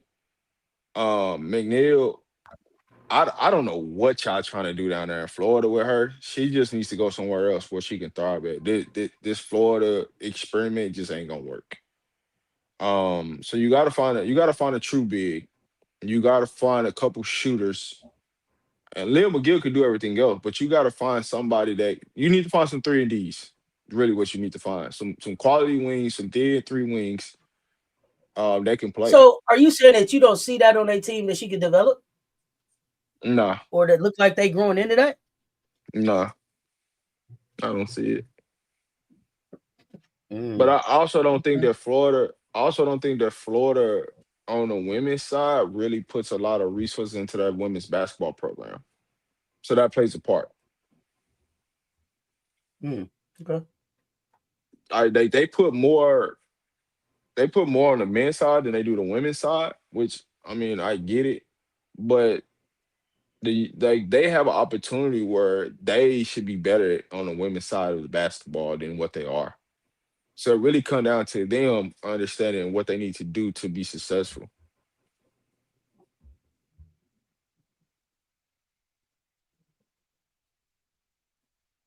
Okay. Okay. Lil McGill, listen, Lil McGill is a guard that you want to play with. If you was to put Lil McGill and Vandy with that roster, and you take Michaela Blakes in Florida, Vandy improves. Hot take, because that's what the show's called. If you didn't know, Let me see. Let me see, because I know we ain't talked to everybody. I gotta get to everybody. Oklahoma. Tech, Texas. Damn, you know what's crazy? We skipped all over Oklahoma. Yeah, Oklahoma. We didn't talk Oklahoma. We skipped I all mean, we over got moved. We got Oklahoma. moved around. We was on one thing, and then other things start Yeah, happening. But I ain't gonna we're not gonna finish till we talk everybody. So Oklahoma, let's rock. yeah. Uh, Are they better than their SEC record looks? yes, when they play the right lineups. Okay. So When they I believe when that they I believe that they lead the SEC in rebounds and assists. I believe, and their net rating is like 43.53. here's my thing with Oklahoma. Is that dangerous or what? Let's go. Here's my thing with Oklahoma. If they don't put Brooklyn Stewart next to Reagan Beers, this shit gonna continue to happen.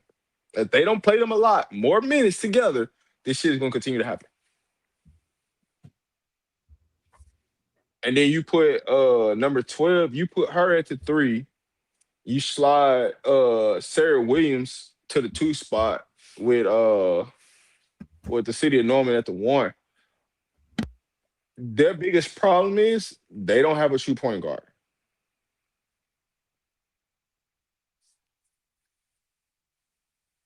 That's Oklahoma's biggest problem. They don't have a true point guard. And I said that from day one that they didn't have a true point guard. Because Chavez is truly a two guard. She's not a point guard. You need to go get a facilitator point guard for Chavez to play better. So she's not take Chavez pretty much shot them out a lot of games. They should have won. And Beers, no matter what happens, every time you see Reagan Beers play against top teams, the refs are always going to have her 2 fouls in the first quarter or in the first half. She's never not going to be in foul trouble. And so she can never get into a rhythm because she's in foul trouble.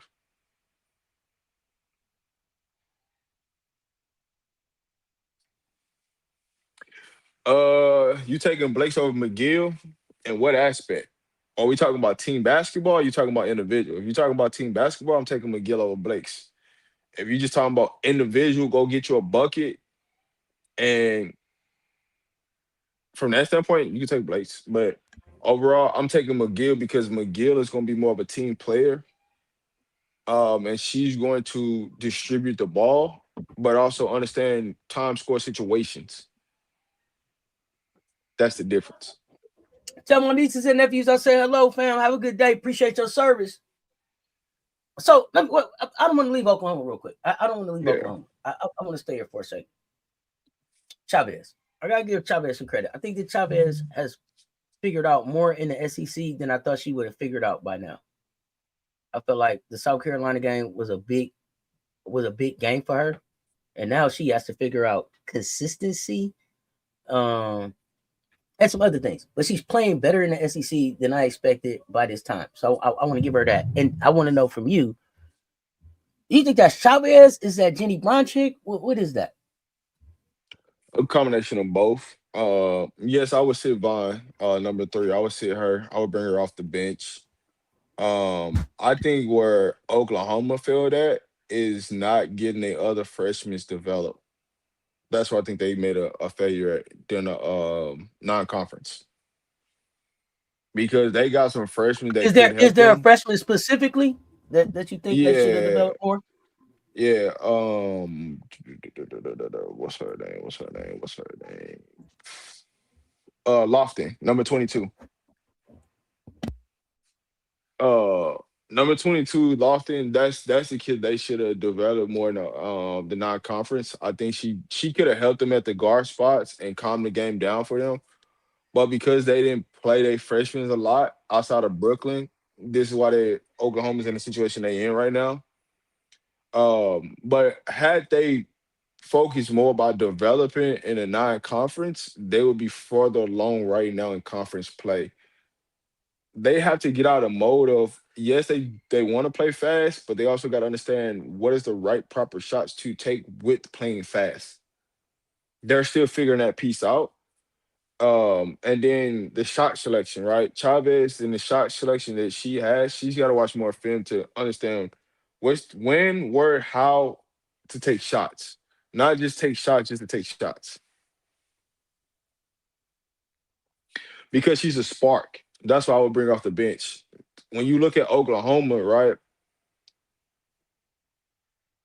I'm putting Brooklyn Stewart in the starting lineup because of defense, because of rebounding, because it will keep Reagan Beers out of foul trouble. That's why I'm doing that. Vaughn just happens to be the odd person out. And so when I bring Vaughn in, she's just gonna be a spark. So if Chavez gets rattled, I can bring her in and I got a spark. Or if I start both of them, who am I going to at the guard spot? That's gonna be a spark. We don't have that. So I understand why they don't start Brooklyn. I understand why, right? Because they don't really have another, quote unquote, four piece. But the way they play, right? Because they didn't develop their 6'4" freshmen doing, what I'm saying, non-conference from France, right? They have to do something different. If they would have developed Lofton, non-conference, they could play her at the guard spot. They can go small because Sarah Williams wants to play at the four. She's an undersized four, right? So that's where you really have the problem is, right? And so you bring in Vaughn, so then Vaughn can be up tempo. Sasha Williams can be up tempo with a Brooklyn Stewart. Those are three energized players out there on the floor. They cause havoc. If you notice, Oklahoma plays better when Reagan Beers and Chavez is off the floor. They don't play worse. They get better because everybody's communicating. Everybody's moving on the string. Everybody is moving the ball. The ball is popping.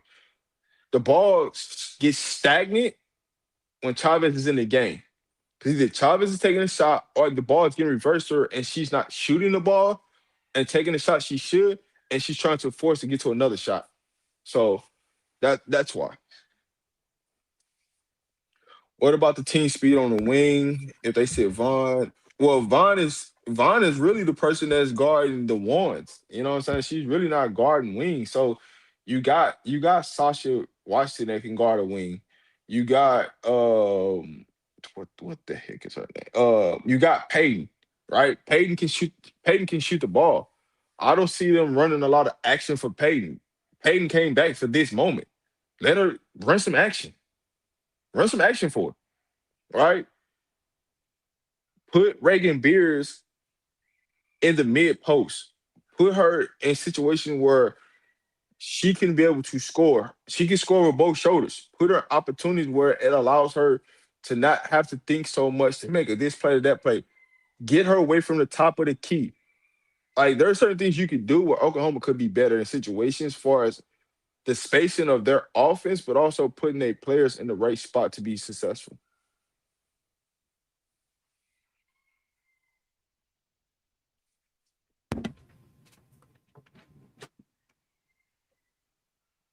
They don't have Is they don't have Reagan Beers involved in the offense enough for me, but I also think that they don't have Brooklyn Stewart enough because Brooklyn Stewart is a great passer.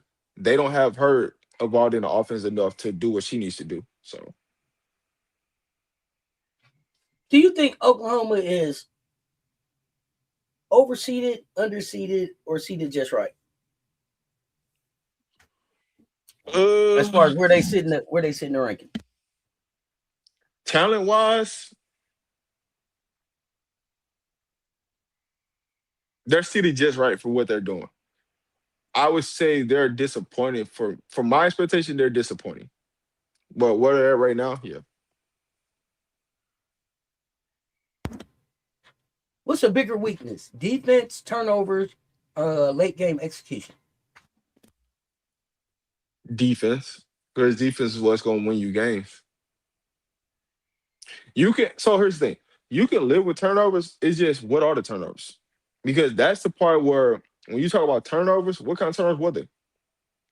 Were they live ball turnovers or were they dead ball turnovers?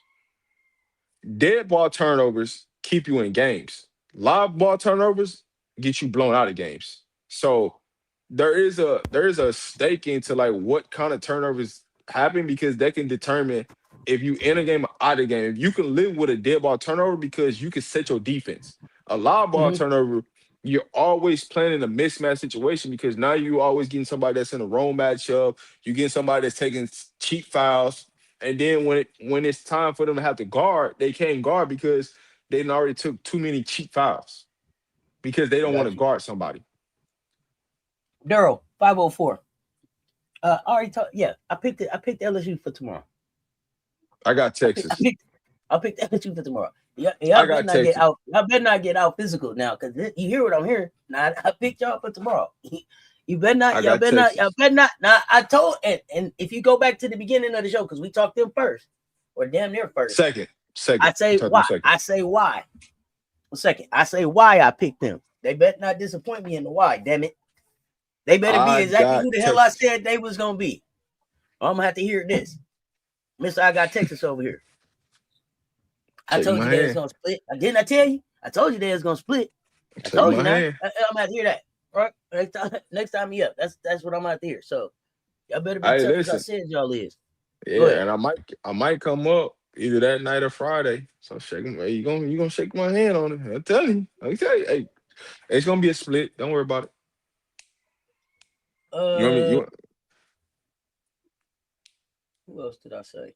You I said why picked did them I for pick that. Texas? I picked Texas because I think Crump is gonna be the difference maker for Texas. That's gonna help them win this game.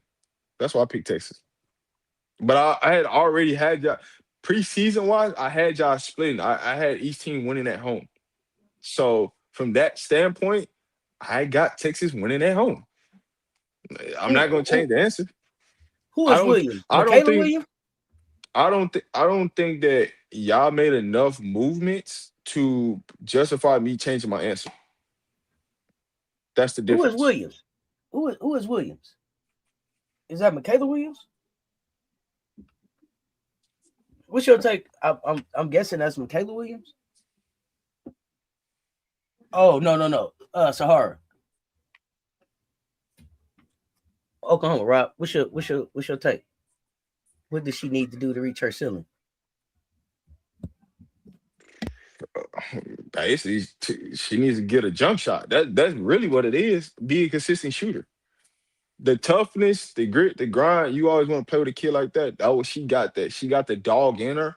She just got to become a consistent off the bounce shooter, right? Can you get to a one dribble pull up? Can you get to a boom, 1-2 dribble? Can you get to a pop pop? You know what I'm saying? Little pattern, boom, boom, boom, and one dribble, pull that thing up. Did she got it? Those are things she got to develop to really get to the next level. I think that's so vital in this type of game of the way they play and the space and pace they play at. You have to be able to get to, you got to have a move, but you got to have a counter move. Sarah Williams don't have a counter move yet. And when she understands that, her body, her frame, she's built like a Jackie Young, a J.O. She's the same size, the same height, everything. Her game is just hasn't grown to that yet. And if she ever decides to go watch Jackie Young's like film for real, she can go somewhere. Because that's who she can be in the league for sure. I don't know. In the chat, do y'all know if we recruited Crump? She was highly recruited. And I don't know about movements. She was highly recruited, but she was in the state of Texas, so it was gonna be hard to pull her out of the state of Texas. That's the only reason why she went to the state of Texas.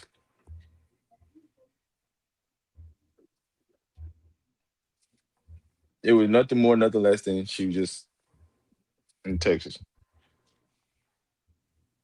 So speaking of Texas, you want to go to Texas A&M? Sure, no tape. How you feel about them? Uh, Ny'Ceara Pryor, where you been? They said I was like, who is that? Then they was like, she a senior. I'm like, a senior? Where's she been all these seasons? She been here? But I guess maybe she transferred into Texas A&M.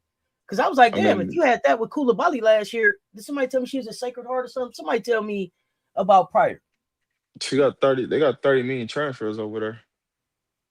Hey, listen, I thought the team no take would have showed up a little bit better, Rob. I ain't gonna hold you up. I'm concerned for Joni. I'm Yeah, concerned that's for a Joni. wrap. That's a It's wrap, heating up. man. It Go looked ahead like and it's wrap. heating up over there for Joni. I ain't gonna hold you up. You go ahead and wrap that up. I told you that from the beginning of the season. You kept trying to give her hope. I'm Yeah, like, team you no can go take. wrap Team no that. take, man. The element of surprise, Wrap that. Rob. Wrap Have that some on up. hey, have some faith. Have some hope. Man, I was trying to Listen, fight for Joni. Joni is letting me down though. I had Joni some, is so I watched letting them. me down. I had some, so I watched and said, "Oh no, you can go ahead and wrap this shit up." And the crazy part about it is like, yo, if you get a real team at Texas A&M, they fans gonna show up. That much, it's gonna be rocking. They gonna have a real crowd, but you gotta put some product out there that people know. Man, ain't nobody focused on LSU offense, dog. I'm not. I said that from the beginning of the season. Y'all don't play good enough defense. Like Oh, I just repeat Rob, that what I said. Rob. Hey, how long we been on? Like 2 Yeah, hours and 40 minutes. yeah, So about man. 2 hours and about 2 hours and 25 minutes ago, didn't I say Yeah. LSU defense looked better? We had this conversation already, right? We said when they went small, they defense looked like it was moving Yeah, better and doing more. We had this exact conversation yeah. already. And we See, said that was now the we only back at that that. was adjustment. Now we back at this. Now see what I mean about me. Make it about me. See, we had this Yeah, conversation. we This is did. what I mean about, are you really here to contribute? Did you read the room? Did you really watch the show? Or are you just getting your chat keystroke steps off? Yeah. Matter of fact, we That's what ain't I be talked nothing talking about about. That right there. We had that we conversation already today. we ain't really talked about the That you were offense at saying all. stay current. We did that already. Man. Man, did start from the beginning. Shit. We definitely Me. Go back, rewind for me. Ain't nobody doing all that, man. Have you bro, hit the that was cash part app? Do you contribute? Are you really a of part of the fam like that? We're not rewinding, bro. Start at the beginning, sir. yeah. Ma'am, start at the beginning. I'm over We that. we literally I literally Been there, talked done about that, that. bro. Got a I t-shirt said from that, bro. I'm over that, bro. Start again. Me. Go back to that for me. It's 130 people in here, but for you, no. Anyway. You know what's crazy? We did all this and we people, Rob, the nerve of people.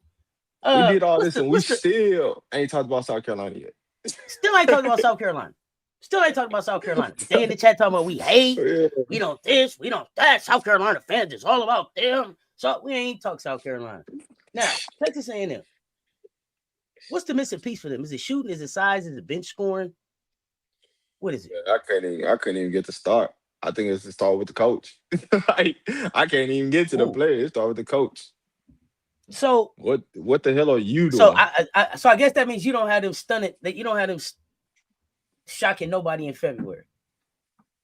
Man, they gonna shock somebody just to shock somebody, just for the fun of it. It wouldn't. Listen, it wouldn't be basketball if you didn't shock somebody. Enough? Can Jody shock somebody enough to save her job? No. The only way you could do something like that, you have to go on like a heat, or like you be South Carolina, Texas, and LSU all at the same time. Like that's the only way. Other than that, no. You can't just be one of them and say your job. She already played us. So that was. I'm just saying that'll be the only way a scenario like that would say your job. Like, okay, so it ain't that we just we just don't got enough pieces. No, y'all, it just ain't it. Okay, all right.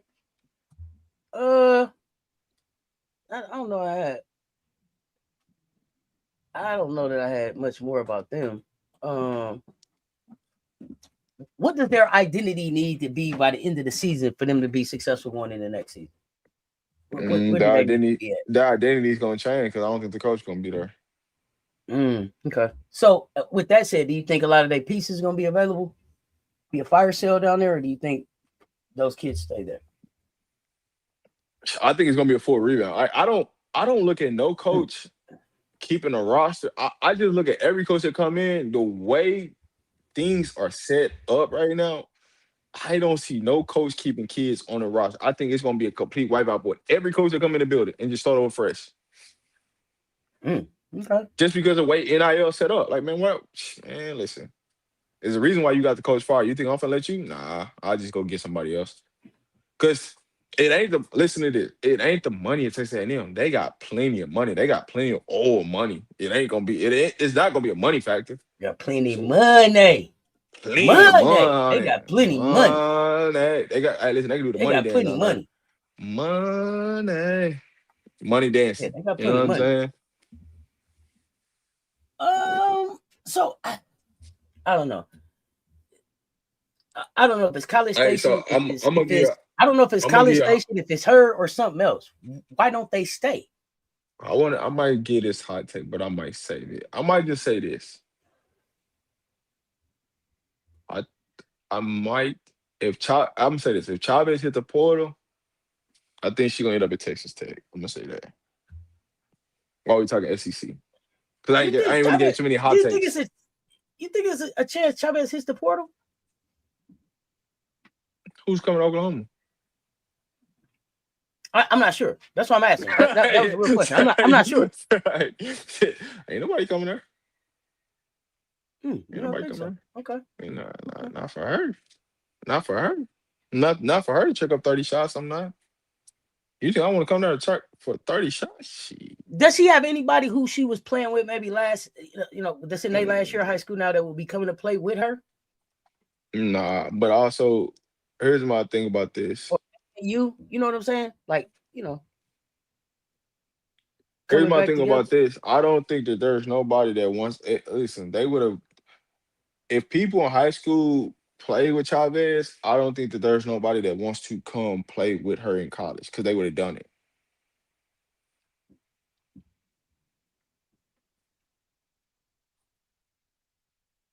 That's my biggest thing. So when I look at things like that, I look at, hey, if you couldn't get kids to come with you when you came to Oklahoma, I don't foresee kids coming there now.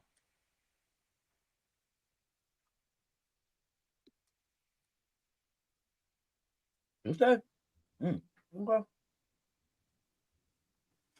Interesting. Think logically, like if you really go down, so Oklahoma has two kids coming from the high school ranks. So that means they gotta do all their work in the transfer portal. All the work is gonna be done in the transfer portal.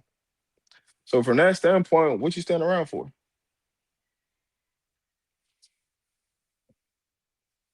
Now, I'm just telling you, Texas. All reason I'm saying Texas Tech is because the recruiting class Texas Tech got coming in next year, mixed with a Chavez, mixed with what that roster gonna look like next year, they can make some real noise. They're making some solid noise right now, but they can make some bigger noise next year.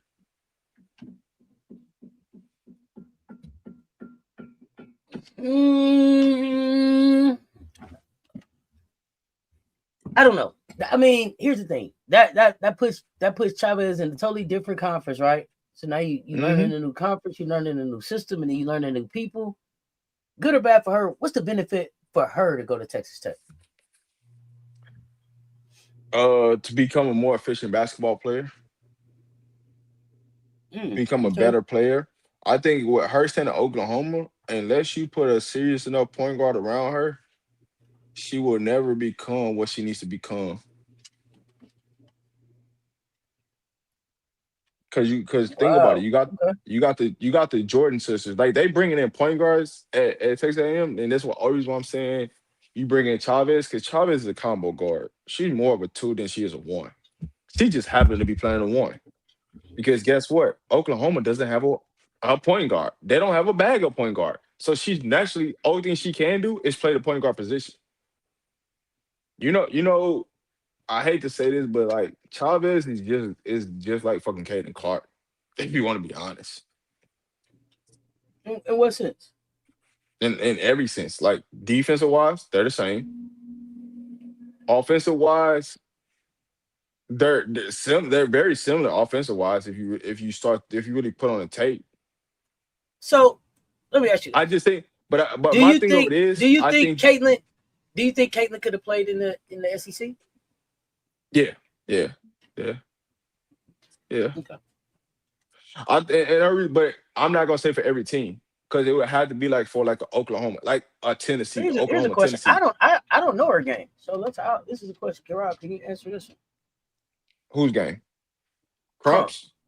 What do you see in I mean, Crump's game? What do you like? she can score. She can score all three levels. Uh, she's she loves to play in the mid. She loves to play in the mid range. She can handle it. She can be your four. She can be a three. She can be the two. It's really what you need. She's a versatile wing. That's what she is. A versatile wing that you want. She can defend. Now if it's me, right? How I explained it earlier, I would have Jordan Lee, I would have Crump, and I would have Booker all in the game at the same time because I think that puts pressure. I puts that a lot of pressure on LSU, right? Because Crump can bring if Crump's at the four, she's gonna bring y'all four out where y'all four is gonna be on the island that y'all got to defend. I don't know consistently if y'all four can defend without fouling. So that's gonna be the nature of the game. Now, the way Texas play versus the way I'm would coach a game is complete difference. So y'all can get away with it because Coach Vic can't get out his own goddamn way. I believe in his assistant coach. I just don't believe in Vic as a head coach. So there's that.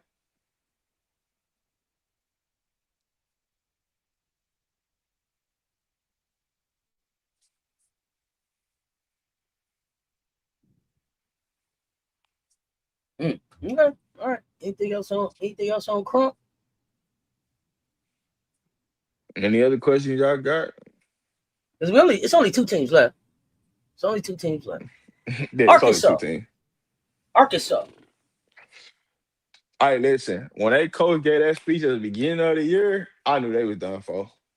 When I Hey, heard listen, that coach they get that are speech, winless in the SEC, Rob, and they are dying by the three. I can't even say living by the three. They are dying by the three. They are being unalived by the three. hey, 7.73 per game. 7.73 per game, and they only shoot 39.4% as a team. It's not efficient if enough to you, carry the offense. Okay? It's just not. but I mean, if you heard the message from their head coach when she first got the job to the team on their first practice, then you know what time it is. You know what I'm saying? You knew that they was done for. You knew that they was done for. So that's why I said for me, you know what I'm saying? It's like I wasn't expecting Arkansas to do nothing, but I was expecting Arkansas to be better than Missouri, but I wasn't expecting this. Like this is crazy. What's the biggest reason they can't close games? They can't defend, can't rebound, can't score enough. Like just that simple. If you can't defend, right? And you know what's crazy though? When they play the better SEC teams, like the South Carolina, the LSU, they've been in the game. They've literally been in the game, and then they just, you know, can't get it done. The upper echelon SEC teams, they've been in the game. They've given great punches. They've punched. They just don't have enough scoring to finish games. They don't have enough defense to finish games. That's the difference.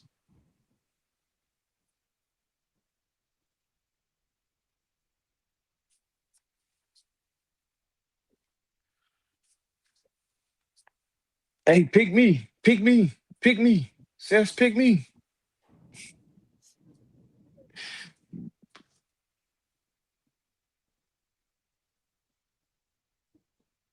Bro, y'all are funny, man. Coach Vic and Corey Close remind me of each other. Really? Why? They can't get out their own way. That's the only two things they got relatable, right?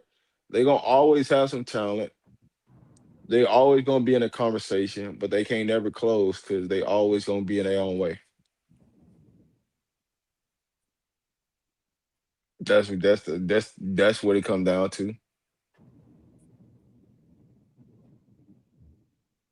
Just like, hey man, UCLA ain't good, but I digress. We're not talking about Yeah, the we're not Big talking about Big Ten. Ten. Uh, who is Arkansas's foundational piece moving forward? Who do they build around? I don't have an answer for that. I wouldn't. I'm not even gonna sit up here and lie. Like I would beat around her. I don't have an answer for Arkansas's team. Then I've watched some games. I just don't have an answer for them Mm, because I okay. don't believe in a coach.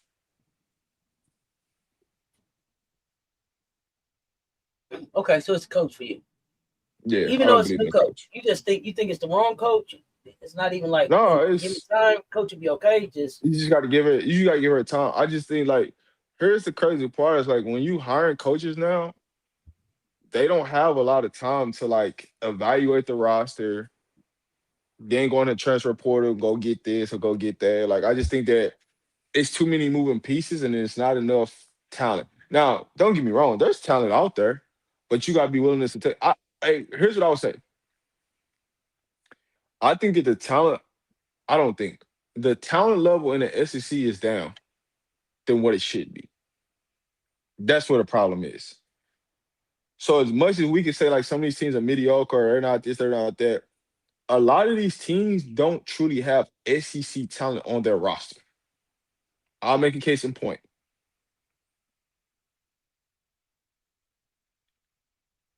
Oklahoma does not have enough power forward players on their roster. That's why they're in the situation that they're in.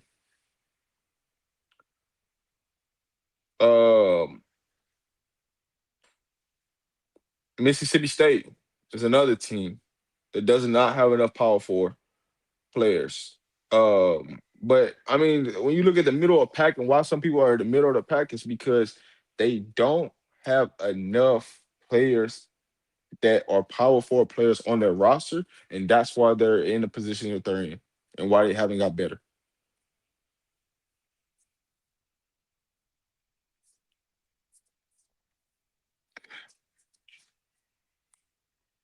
You got a question, Seth?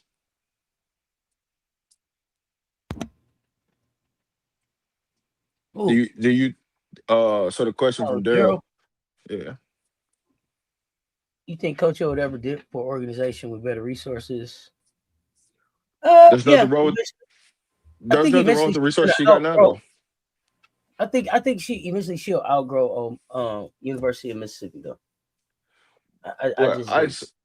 so let me say this. There's not better resources for her going to like Texas and Tennessee.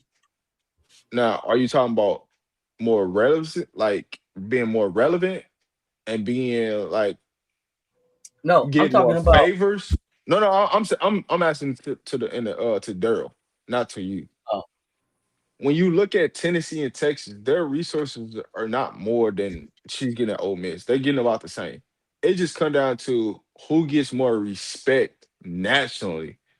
Tennessee or Texas, because of the brand, is going to get a higher value than Ole Miss. But in reality, they have the same resources.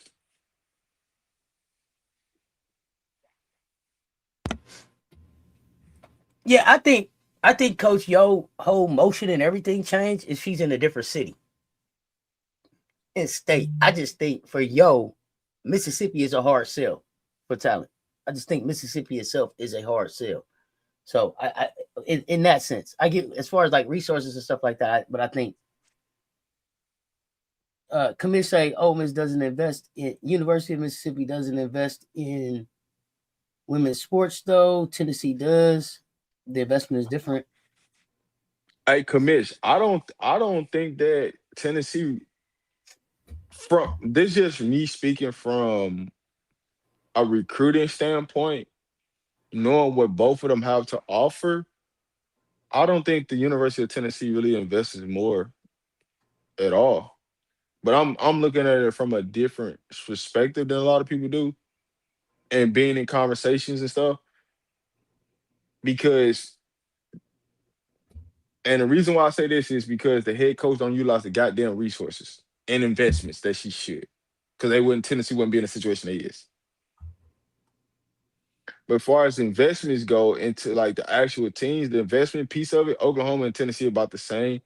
Now, if you want to talk about who can give more money for as NIL and some extra things, I give you Tennessee on that standpoint for sure. But as far as everything else overall, I think it's pretty similar across the board.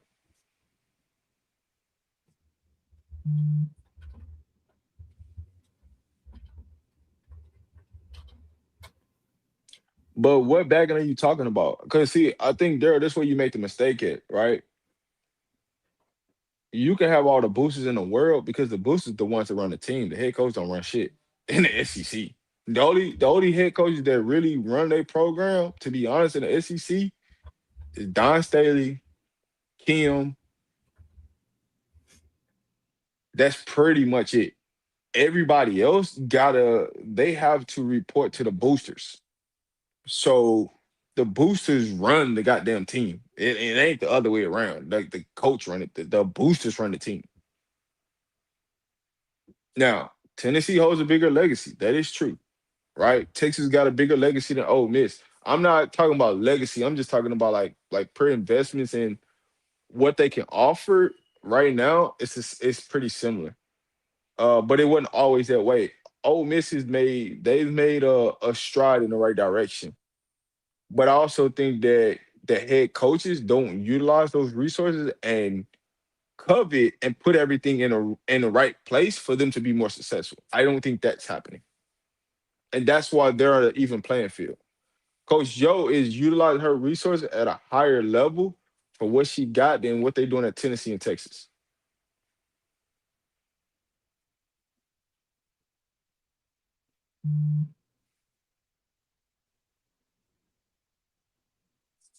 So, but no, the premise of what you're saying, Gamecocks, no, I agree with you. It's just certain things that I like when it comes to like Tennessee, Texas, Ole Miss, in certain areas. I just don't think it's that much of a difference for me personally. For me, let me just speak for. I'm speaking for me. I'm not speaking for the general. I'm speaking for me based upon conversations I've had and you know and recruitments. That's all.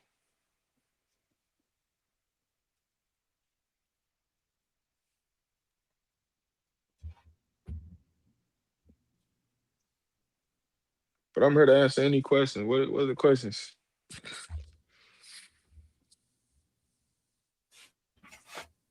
Okay, so we backpack week is a thing everyone in the SEC observes.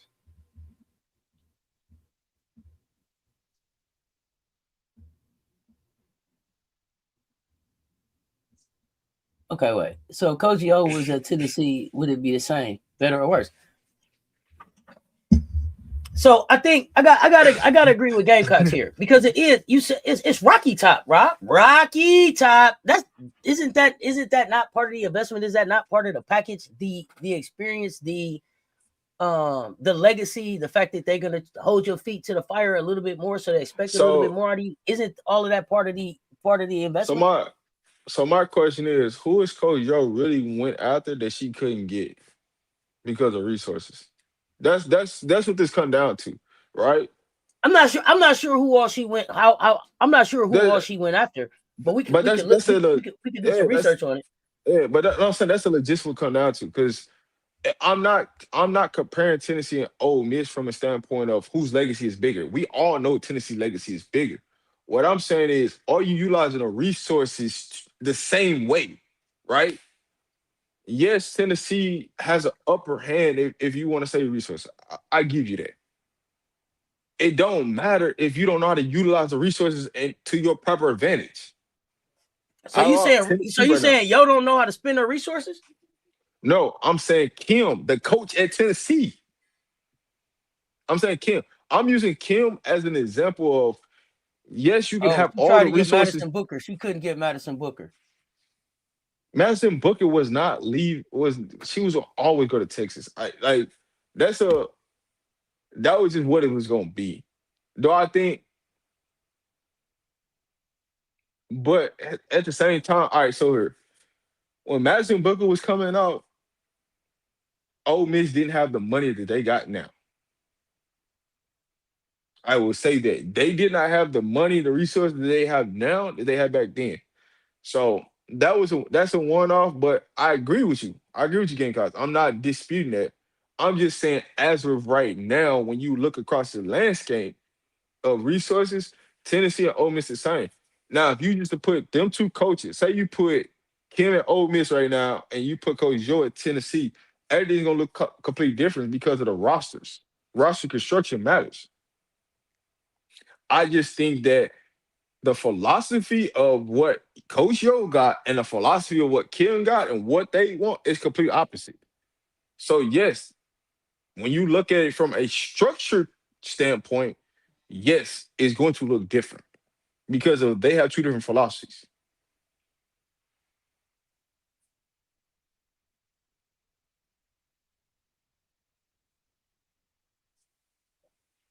When did the resources come? They came about a year and a half ago when they put that rule in with the 25 mil. That's when the resources actually changed and they actually got more boosters involved. It wasn't a all of a sudden just overnight it changed. No, it was when they put the rules in place, they made NIL official. They say, hey, you allocated this money. That's when the boosters started to come in different plays and started to do different things.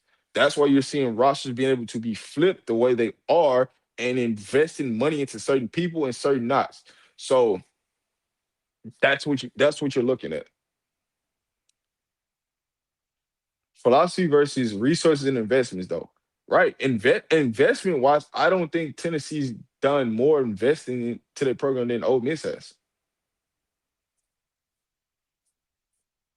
That's just me. But I've also been on, what I'm saying, where I'm talking from and where you're looking at things is we're looking at it two different lenses.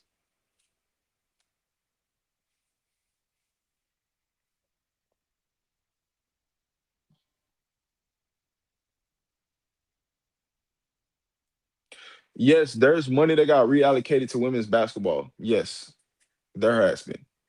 Over the previous couple years, there has been money that's being reallocated to women's basketball, women's hoops. That is. Just like how Tennessee got more influx of money and more influx of this and more influx of that because of the way NIL is changing, everybody's adapting in different situations at different schools. Everybody across the board has got more money for women's hoops. Now, what are you doing with your resources and your investments? With your philosophy is totally on you. But I don't think that there's players, multiple players that Coach Yo is trying to get that she ain't close. Like I don't because of money. Like that I don't agree with.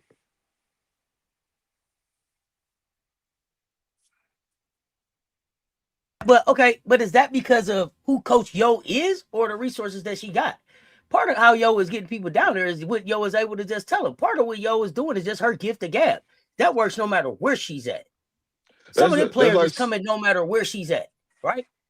right, but that's like everybody come to South Carolina, we getting. That's not true. Right? Some people just gonna come there just to take a picture of jersey just to say, hey man, I got a South Carolina offer. I was in the building just so they can raise up the price somewhere else. That's just the game that's being played right now. Everything is a money grab right now. Hey, I'm gonna just do this so I can go do that, right? Not necessarily that they really truly like the way recruiting is now. It's not the same as what it used to be. It used to be, hey man, people took visits seriously. Now it's, oh no, man. Hey, listen, unless you got 20 G's for me to come on this visit or 10 G's to come on this visit, I ain't coming. I just want to come. I'm not seriously thinking about you. But then some of these coaches are offering kids money just to come on visit, just to make it look like they're doing a job. I'm not saying it's wrong. I'm not saying it's right. But the way the recruiting landscape and the way resources are being allocated and what people are doing, that's what I'm talking about, the separation.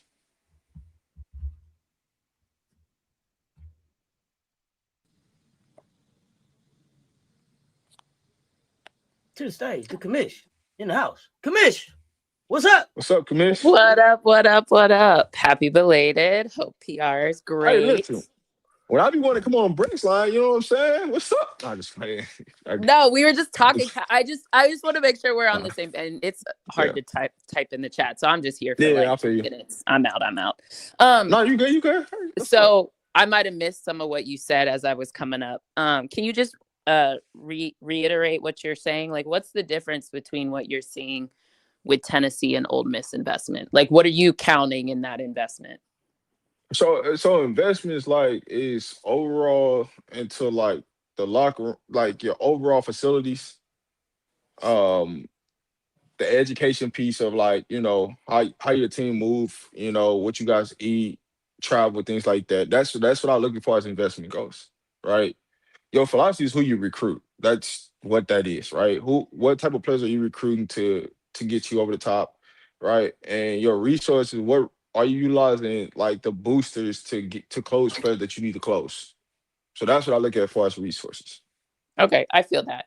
So I guess what I'm saying is I think there's multiple pieces that make the resources for Tennessee greater than Ole Miss. For example, legacy is a piece, right? On top of everything else you articulated. And there is something to the branding and the legacy of Tennessee that is just different than University of Mississippi, right? With what Coach Yo is dealing with. To me, part of why Coach Yo's philosophy is what it is a function of what she has available to her. She has to play a little bit more of that like Mark Campbell type of thing because she doesn't have the legacy. She doesn't have some of the investments that are available when you compare to a Tennessee, even a South Carolina in different respects, right? Dawn is clearly different, but I'm just saying when you look at the legacy of what the school can provide, that blue chip aspect, there is a difference that Coach Yo is playing with less cards in her hand than a Tennessee, than a Texas, than a South Carolina, than an LSU. So her philosophy has to be a function of what's available to her. So she has to play a little bit more of that transfer portal game. I can agree upon that, but I can also say that for me, the reason why I'm saying Tennessee is not because when you look at the high school ranks and the shit that they're doing, they should be landing more players. Who should be getting more players, you said? Tennessee. And Tennessee should be getting more players, better players. They should be landing more than what they're putting out, with the money that they're dishing out. And right. But that's the point, right? Because yeah, to your point, I agree with you. Tennessee, to me, has more things available to its disposal. Now, if we want to have a conversation, is Tennessee underachieving because of what they could do? I agree with that. But what Coach Yo has available to play in her deck of cards is substantially less than Tennessee. That's where I see the investment different. yeah, but that's what puts them on the same level, because it's like, yo, for you to have all these extra more chips and you don't know how to utilize them, and I got these chips and I can functionally utilize them. Like there's really no difference, and that's what I mean. Like when I go on Oh, visits see, we with have a players. different answer to that because Okay, okay, gotcha. my conclusion isn't therefore they're the same. No. You're squandering away $1 million and I only have 10K. You know what I mean? Like, yeah, Yeah, you could do 1 million minus 90, whatever, 900,000, 90, whatever. You know, that equate bottom line, we get to the same answer, but what you have yeah. available to spend from jump is completely different at Tennessee than at University of Mississippi and Oxford. Yeah. No, I'm not taking away that. Hey, she got Candace Parker money sitting in her backyard. You know what I'm saying? You Yeah, got well, this that's what I extra mean, Adidas. but that's Yeah, I'm investment not. and Yeah, that's that's investment, resources. but she not. You're not utilizing those to functionally get the players, because you. So I think we agree Right. from a utilization standpoint. Yes. I agree with that. If it's utilization that we're having a conversation about, 100% Yeah. agree. I'm with you on Yeah. that. But the available money that you have to spend and what you should be getting out of your return on investment, Yeah. Coach Yo, I would Coach. argue, is getting a Yeah. higher return on investment than Tennessee. Correct, and that and Okay. that's All right. that's basically where I was going to. Like, Okay. No, I think we were just using, yeah, that to me, those are that- different conversations. So we on the same page. yeah. I'm glad it came up. That saved us a million typing back and forth. Yeah. So you got the logistics of where I was going with it. It's come down to the structure piece of it. That's all. I'm with it. All right, I'm gonna go back down. All right, Commish. Commish surprised us on a hot takes pop up. All right. Yeah. Appreciate you popping up.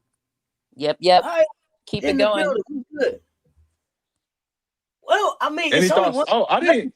What's Commiss? Why you up here? What's your thoughts about the SEC in the totality? The whole damn thing? Yeah. I'm supposed to give that to you what in 30 seconds?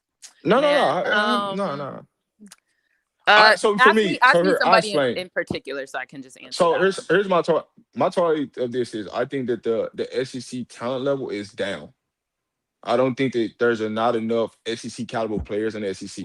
So things look better than what they are, and there's not really teams separating itself because of there's not enough SEC players, Are actual you true basketball players. when you make that statement, are you making it on the basis of like SEC talent of years past? Are you making that versus other conferences? Like, what is your baseline for your comparison? And then I'll be So able to my answer. so my baseline of that comparison is come down to like just the per like athletes across the board, and basketball skill set from previous years. I think not having thought on it deeply, I think I agree with that. Yeah, if it's just like pure SEC talent, I think partially the reason why I'm articulating as I'm like talking out loud, so this isn't like Oh, you deep good? thought. I think I agree with that in ways because traditionally the SEC talent has sat more at the wing, forward, center position. Mm-hmm. And when I look at the distribution of like the talent, it's skewing a little Guard. more guard. Yeah. So if that's the basis for your statement, I can agree with aspects of that. Yeah. Not having thought about it like deeper than that, I think I agree with that. It's where the distribution of talent is currently residing with the players. It's crazy to me like how small all these teams are. I'm used to like when you see an SEC team, you know you're gonna see some size on everybody's team.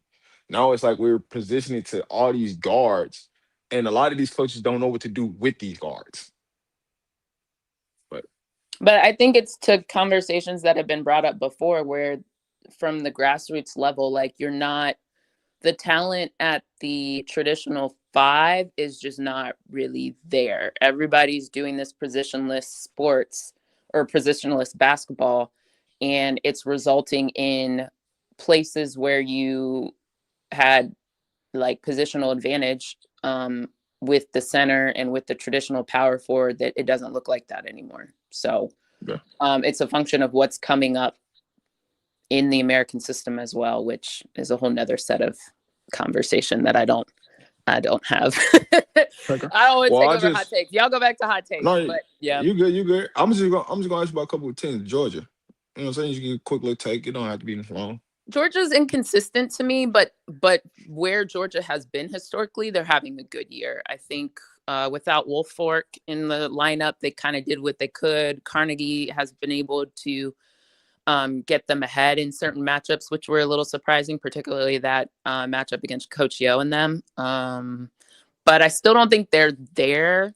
We'll see, are they going to be able to recruit the talent, with the hotbed of Atlanta right there? Maybe they'll do it. This kind of goes back to the investment conversation. If Georgia invests in women's basketball, then I could see the tide changing because they'll probably be able to attract people. But until that happens, I don't know. I don't know where they're going to go with that. That was my main point when we first started the season with Georgia. Alabama, a team that don't really get talked about. I mean, we talked about on baseline, like Coach Curry is a staple. I mean, she's kind of one of those, she knows what she's doing. Dawn respects her. So you have to put some there.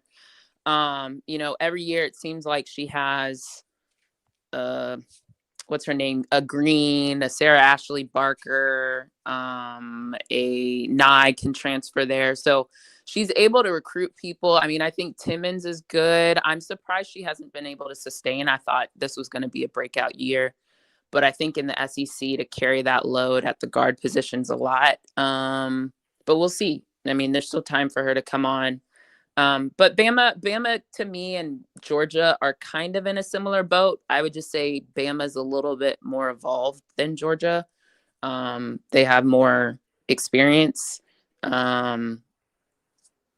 So yeah, if I had to choose one, I would expect Bama to fare a little bit better than Georgia, but I see them in the same category. Gotcha. I'm gonna ask you about one more team because I don't need to ask you about the other teams. I kind of already know how you are. But Ole Miss, well, what's your thoughts about them this season? They've been mixed for me. I was definitely on the WTF train with them early in the season. Then I had to remind myself that she had transfers. Coach Yo is a defensive-oriented coach, historically. So defense takes time to gel. So I kind of eased off of them a little bit. I think now I still don't love Cody as point guard. I just think versus, and you saw it at the end of the Vandy game, like Cody reminds me of AT. Take that what you will. Yeah. For some people, maybe that's positive. For some people, that's negative. But I'll say one of the weaknesses I think of AT is the deeper you go and the higher caliber of team you play, some of those weaknesses, some of those weaknesses start coming out. I think AT is a great distributor of the ball in the open court, but when it comes to running sets, that's not necessarily her strength. I kind of see that with Cody right now. But Cody's doing her thing. Like she is an SEC player, right? So, yeah.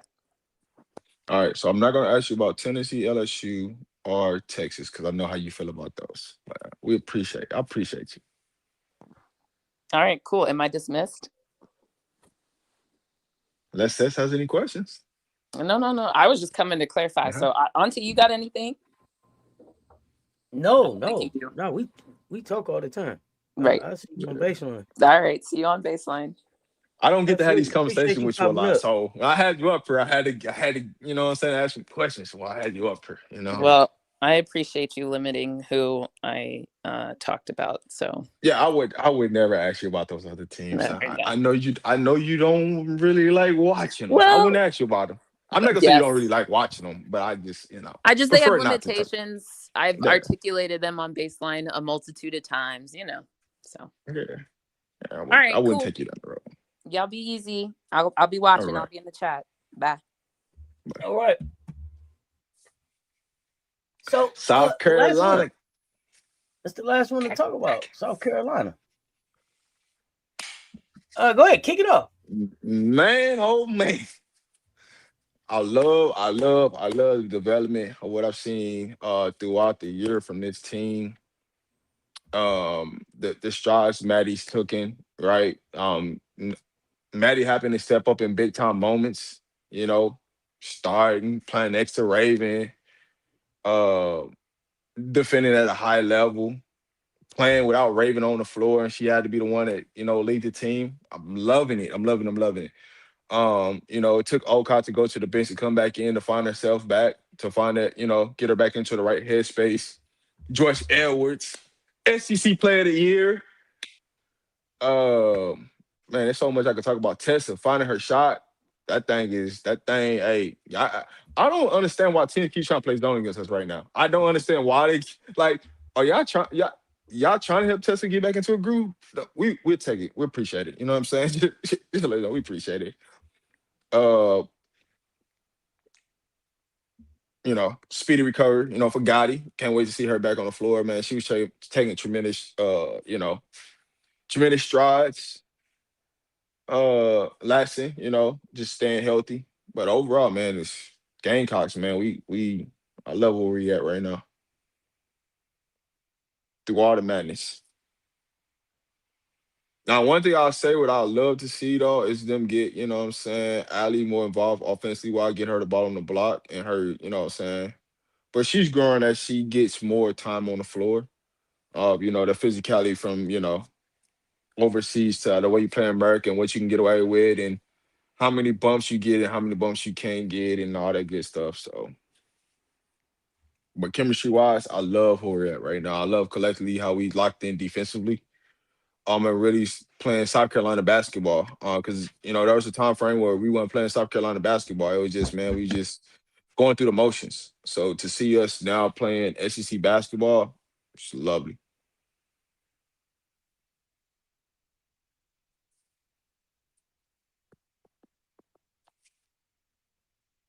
Questions, comments, concerns. What you got for me, Seth?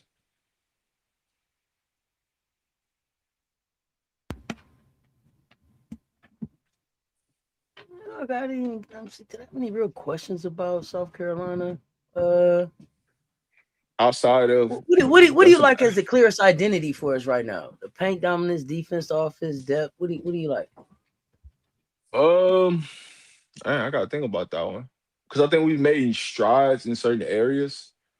I wasn't a fan of our defense early. As we start to get into more meaningful games and it's starting to mean a little bit more as we itch into that SEC championship trophy, as we're inching more to the NCAA tournament, you can start to see that everybody's starting to dial in and start focusing on the defensive end and being on the string. I like our growth there. What I've been most impressed with this year has been our transition offense. If I could say anything about like from year to year, I think our transition offense has taken another step, another level this year. Rebounding, we still got some areas of concern there to clean up, but I think we gonna get there. And that's mainly, I love the line when we go with Allie and we go with um Mo on the floor together.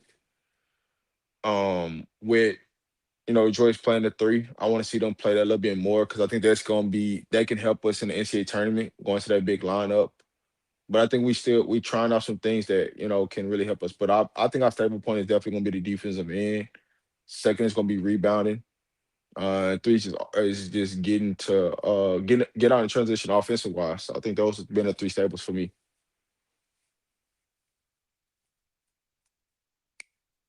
Is there a matchup that concerns you in the SEC with South Carolina? No, no, I don't think there's not. I don't think there's no. I don't think nobody in the SEC has anything that I'm like, oh man, if we run into this could be a.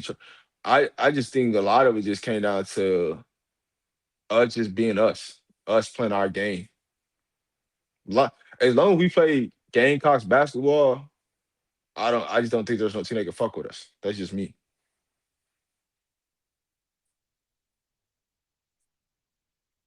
But it comes with us being aggressive defensively. I think when we come out not being aggressive defensively, that's when we have our real problems. When we come out playing defensively, aggressive, that's when we locked in, we focus on the day. And I just don't see no team that can beat us.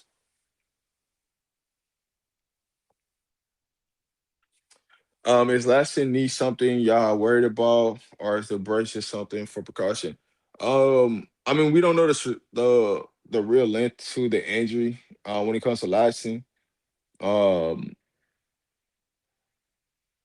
Always when you put a knee brace on, and it's just from a coaching standpoint, that's just a precaution. That's not something that's like, do we could we take some games off of lasting, don't play and still win games? Yes. So does it matter about playing Laxton right now or about making sure that she's healthy for when games matter the most to help us go win that chip?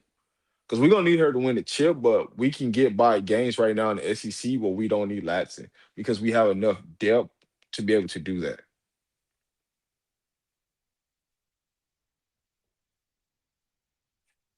I think Joyce playing the three, which I don't realize Joyce playing the three is gonna be more powerful for us than her playing the four. When she's able to play the three, it just puts you into a different matchup problems.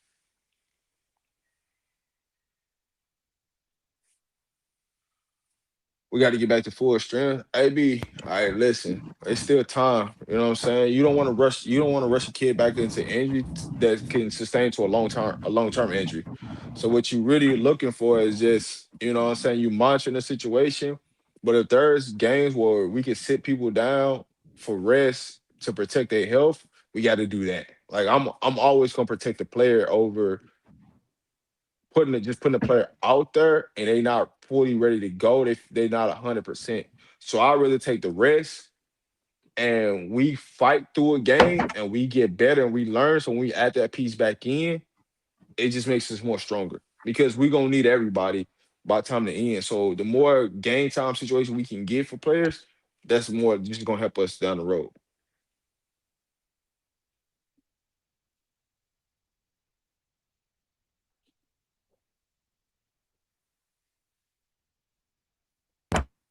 What is Joyce doing right now that's going to translate best to March in one possession games?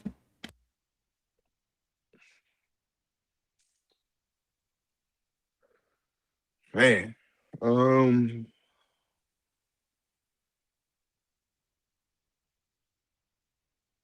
I'm still waiting on.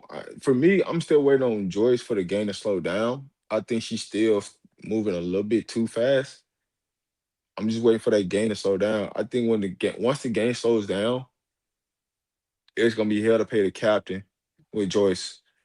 Her jump shot is that's gonna be a key, right? Because with her shooting the ball from the outside, it's gonna allow you to play more bigs on the floor. So you can protect Joyce to allow her to go rebound, allow her to get into the open court to finish. I think Joy's biggest key is when we can get her into transition, flying up the wings and being a finisher.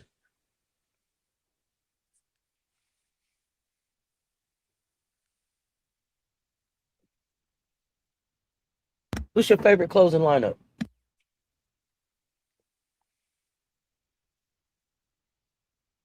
Raven, Tessa, Mo, Joyce. Really, I've been liking this Maddie. I've been liking Maddie. I've been liking Maddie and Raven in the backcourt. Because I just like me. I'm gonna put the defense on the ball. So I'm gonna have Maddie and Raven in there. But I also got a 3-point shooter. I got somebody. So we in foul trouble, we can get the ball to Tessa for her shooting the free throws. And then Joyce been just doing it all with Mo just back there, cleaning up everything and moving. So I like that, man. I like that. Do you expect to turn up in March? The bench gonna be the bench, right? I think that the core, you gonna have a core eight, right? There's gonna be your five starters and your three bench players. So from that standpoint, right, we know who those three players are, right? Proven healthy, right? It's going to be Gotti, Maddie, and Ali right now is the top eight outside of the starters, unless Maddie's starting or Lashley starting, depending on how you want to play it. But we got our foundation of who's going to be in that top eight.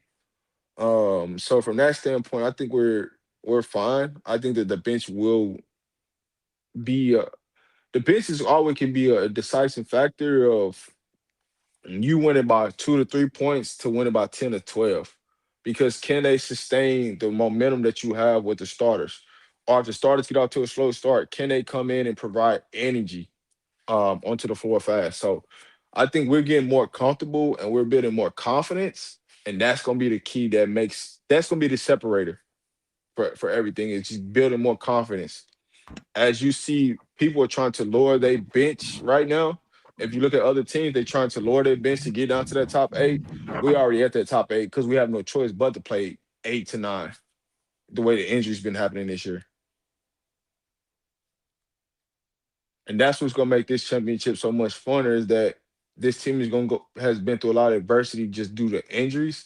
That's gonna make this so much funner to go win that chip.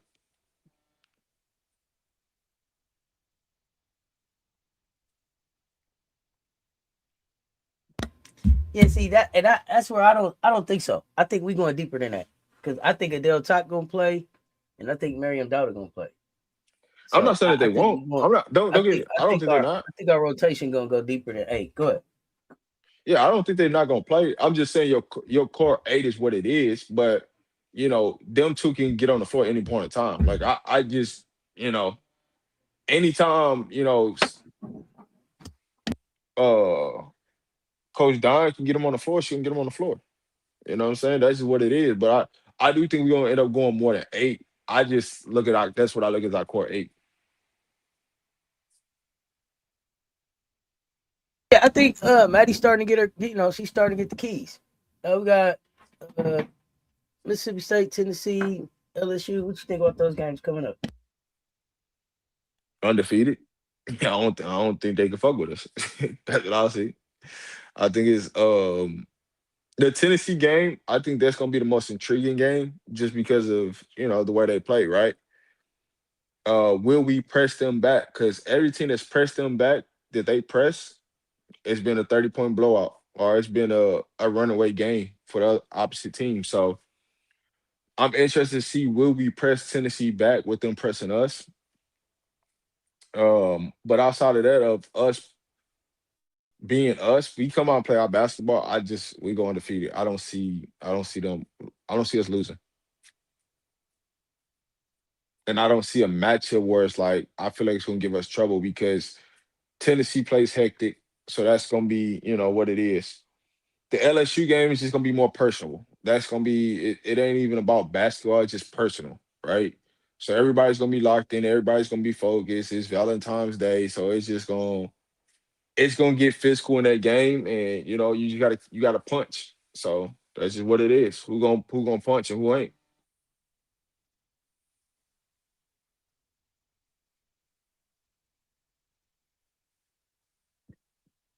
What are the key factors for USC and the matchup with UConn?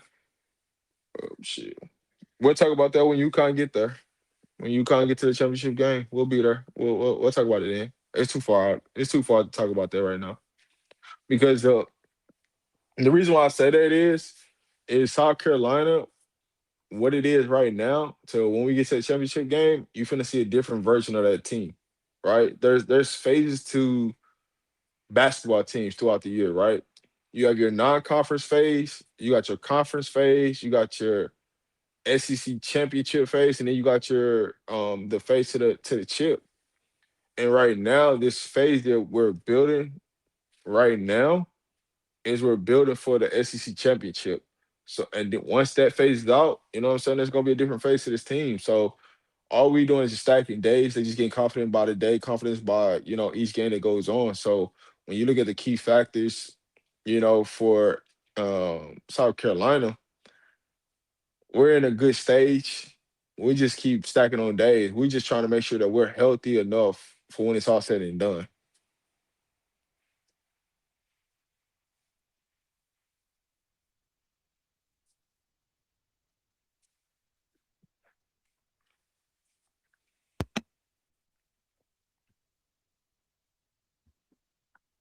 Hey, So listen, Tennessee Tennessee got can have scary talent. Oh, go ahead. Tennessee can have all this talent, but they ain't got no discipline.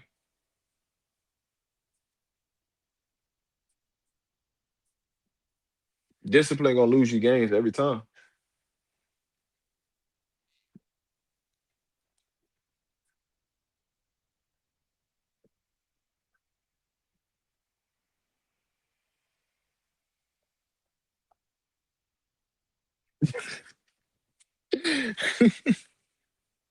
Says you want to answer that one, or you want Darnell's? He said, "I gotta admit, you guys have more discipline, but if you take away our emotions out the game, we got we got y'all by 10." All I would say is if you take your emotions out the game, you wouldn't even type that in the chat because it ain't been one Gamecock that left that Dawn has seen that have got a dub on her. So if you took your emotions out and just really was looking at this basketball on basketball, you know what I'm saying? Darnell, for real. I got a real I'm sorry. question. How many And I think minutes? that's How Daryl. many minutes do I y'all think that's think? Daryl. How many His name minutes? not Darnell. That's Daryl. Daryl. You wouldn't Sir, even type sorry. that in the chat if you took your emotions out of the situation, right? If you took your emotions out, you know that there. Tell me the Gamecock that left that came back and got done. Tell me why you think. Here's the thing. Here's the thing that's crazy. If we just being honest, what Lay is doing, she's not doing anything different than what she was doing at South Carolina. She's just doing it a little bit more efficiently, as far as the scoring and everything. But what y'all wanted Lay for was who she was at South Carolina. Y'all don't think that Don and Sessions and Law and know everything about Lay inside out?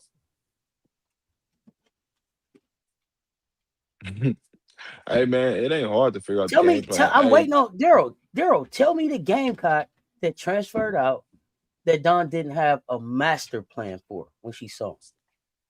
Lay's tendencies, Lay can't really make left hand. Lay can't make left hand layups, bro. You don't think they don't know that? You don't think that they know to make Lay draw left and she gonna be a non-factor because she can't make left hand layups? That's what I like. You know what I'm saying? Like, all the emotion out. All the emotion out. I'm asking a real We factual talk question. just scouting games. Oh, you said it's okay to dream? Okay, I'll leave it there. That's fair. That's fair. I'll leave it there. Says Go ahead. you start talking about basketball again. You start talking about basketball again. Come on now. You can't talk about basketball. But the thing is, You gotta talk what in gets me is hypotheticals. that, and this ain't even Daryl. I think what gets me, especially when players talk about that, when LSU fans talk about February 14th, they like, oh, Lay gonna be ready. Lay gonna be so emotional. Lay is gonna be so fired up, as if we're not as competitive, as if we don't have the same pride, Hey, but as if Raven, as if they won't be, as if we won't be. Y'all ask the product about what happened when we feel like y'all picking on one of us. Ask the product about it. So I got a question. When you talk about so emotional, right? You know, like being over emotional in the game, being so hyped up can kill you in the game, right? That's what leads to And a I bad think Lay game. know that. I don't think that Lay gonna be overhyped. I think Lay know Yeah. what it is. Lay knew what it was when Lay said, "I'm going to LSU." She knew whatever date the game was gonna be, that was gonna be a circle game in the PMAC. That rain, sleet, snow, whatever. And people was gonna be showing up to see how it goes down. And the situation for Lay, and the situation for Lay is this: if they win and she's not a factor, then they may take shots at it. If they lose, it doesn't matter if she's a factor or not. It'll be her fault. It's a catch-22 type situation. It's so already she has built to in. Go ahead. No, it's the excuse already built in. They already that's already. Here's the thing. The reason why Lay can't go into the game as if she's trying to prove something to Dawn is because I believe, and you tell me if I'm wrong, LSU has already set the tone that Jada Rashard is the point guard. So she is the one that's supposed to control the tempo, the game, the pace, the space, who get the ball, who don't. If that's not the case, then what are we doing? Lay should get her minutes, and she gonna come in and be a spark off the bench, and we got to be prepared for that. Go ahead. I don't know. Maybe Lay starts that game. I don't know. Go ahead. Hey, Daryl, I got a question for you. Over under, how many times y'all beat y'all chest on LSU? Like I'm talking about beat y'all chest in the game when y'all playing South Carolina. How many times y'all gonna do that? I think like y'all ain't really seen a lot of adversity where like y'all gotta come back when somebody punch y'all in the mouth and y'all gotta come back and y'all gotta fight back. Y'all ain't really been in those too many of those moments. So for me, when you look at that game, it's gonna be a lot of players overhyped, and guess what? Overhyped can fatigue you faster. That's what I don't think y'all realize, and that's what gonna catch you an L because you overhype, you over this, you over like when a lot of players like tear their ACL and silliness, like when they tear their ACLs because they overhype before a game. They super excited. They can't just stop. They just jittering. They have an out of body experience. And that's when it happens. I'm not saying that somebody's gonna get injured. What I'm saying is when you get so hyped up worrying about just one game that ain't gonna change you from winning the championship at that moment in time, that can put y'all into a real situation because y'all put all y'all marbles and put all your eggs in one basket just to win that one game. That it can crash your whole season.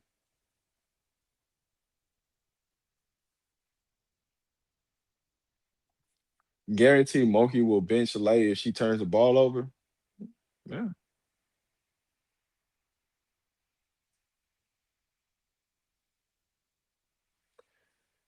Man, they've been in that situation twice with Kentucky and Vandy. We all know those outcomes. Hey, man, hey, hey, listen, I don't know nothing. They tell me I don't know nothing, so I'm just, I'm just talking too much basketball sense. I'm This just is letting why you we know watch. if you go over there being over emotional and all dramatic and all that, man, like, man, you walking yourself right into an L.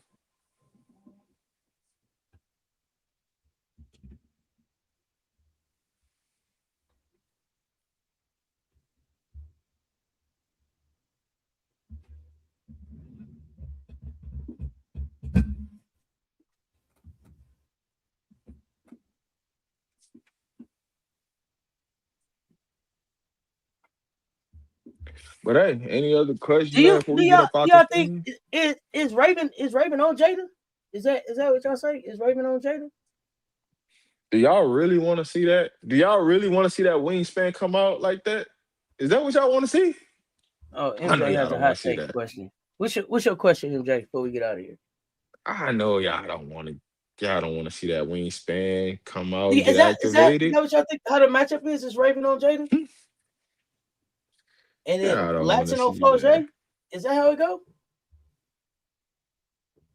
I don't know. What's the question, MJ?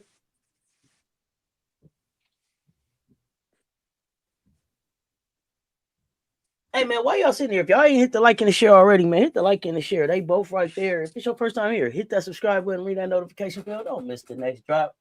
Yo, we watching AU hoops, Athletes Unlimited hoops tonight, man. Pull up. We got Gamecocks playing tonight. We're gonna get to see Bree Hall in action, Tahina Pow in action. Who am I forgetting, y'all? Who am I forgetting? We got some other players in action too. But I know those Who are two you say? Gamecocks. Oh, Elena Coates in action. My first say Atlanta coach should be playing. Dang. Tonight. I don't have a mind fart right now about this. Okay. Here's this question. I and many of us in Gamecock Nation for Lay to do well when she's not playing us, LSU fans. What is the talk if Lay doesn't achieve as much or more at LSU than she did at USC? Is Zaya playing tonight? Real question. What is the talk if Lay doesn't achieve as much or more at LSU than she did at USC? She's gonna be the scapegoat. That's the only thing that's gonna happen. She's gonna be the scapegoat. If they fall short or whatever they desire, she is going to be the reason why. Don't matter if it's really true or not. They're gonna utilize that. She's the reason because she's the person that was supposed to get them over the hump. Because that what they brought this season in talking about. She's the answer.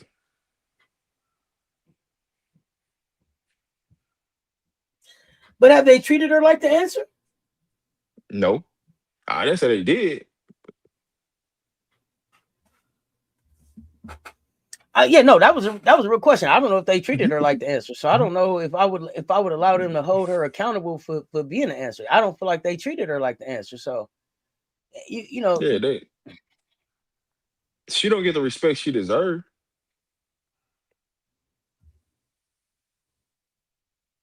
So I don't know if they treated her like the answer. Are we watching UConn versus DePaul? Nah, probably not. It should go about the same.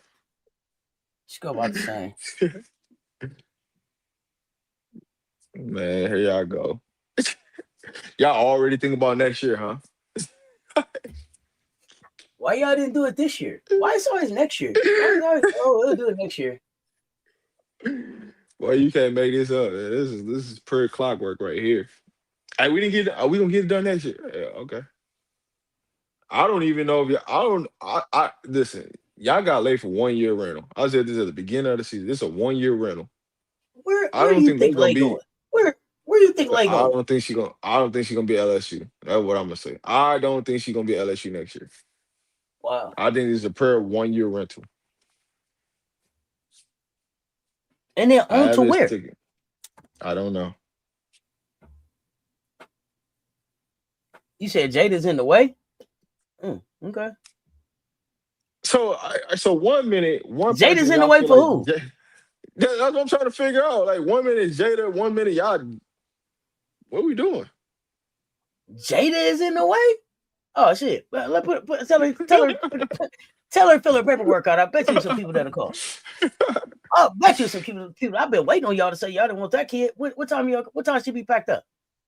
What time she be packed up? I know a couple places interested. What time will she be ready? Let us know. Daryl, you speaking?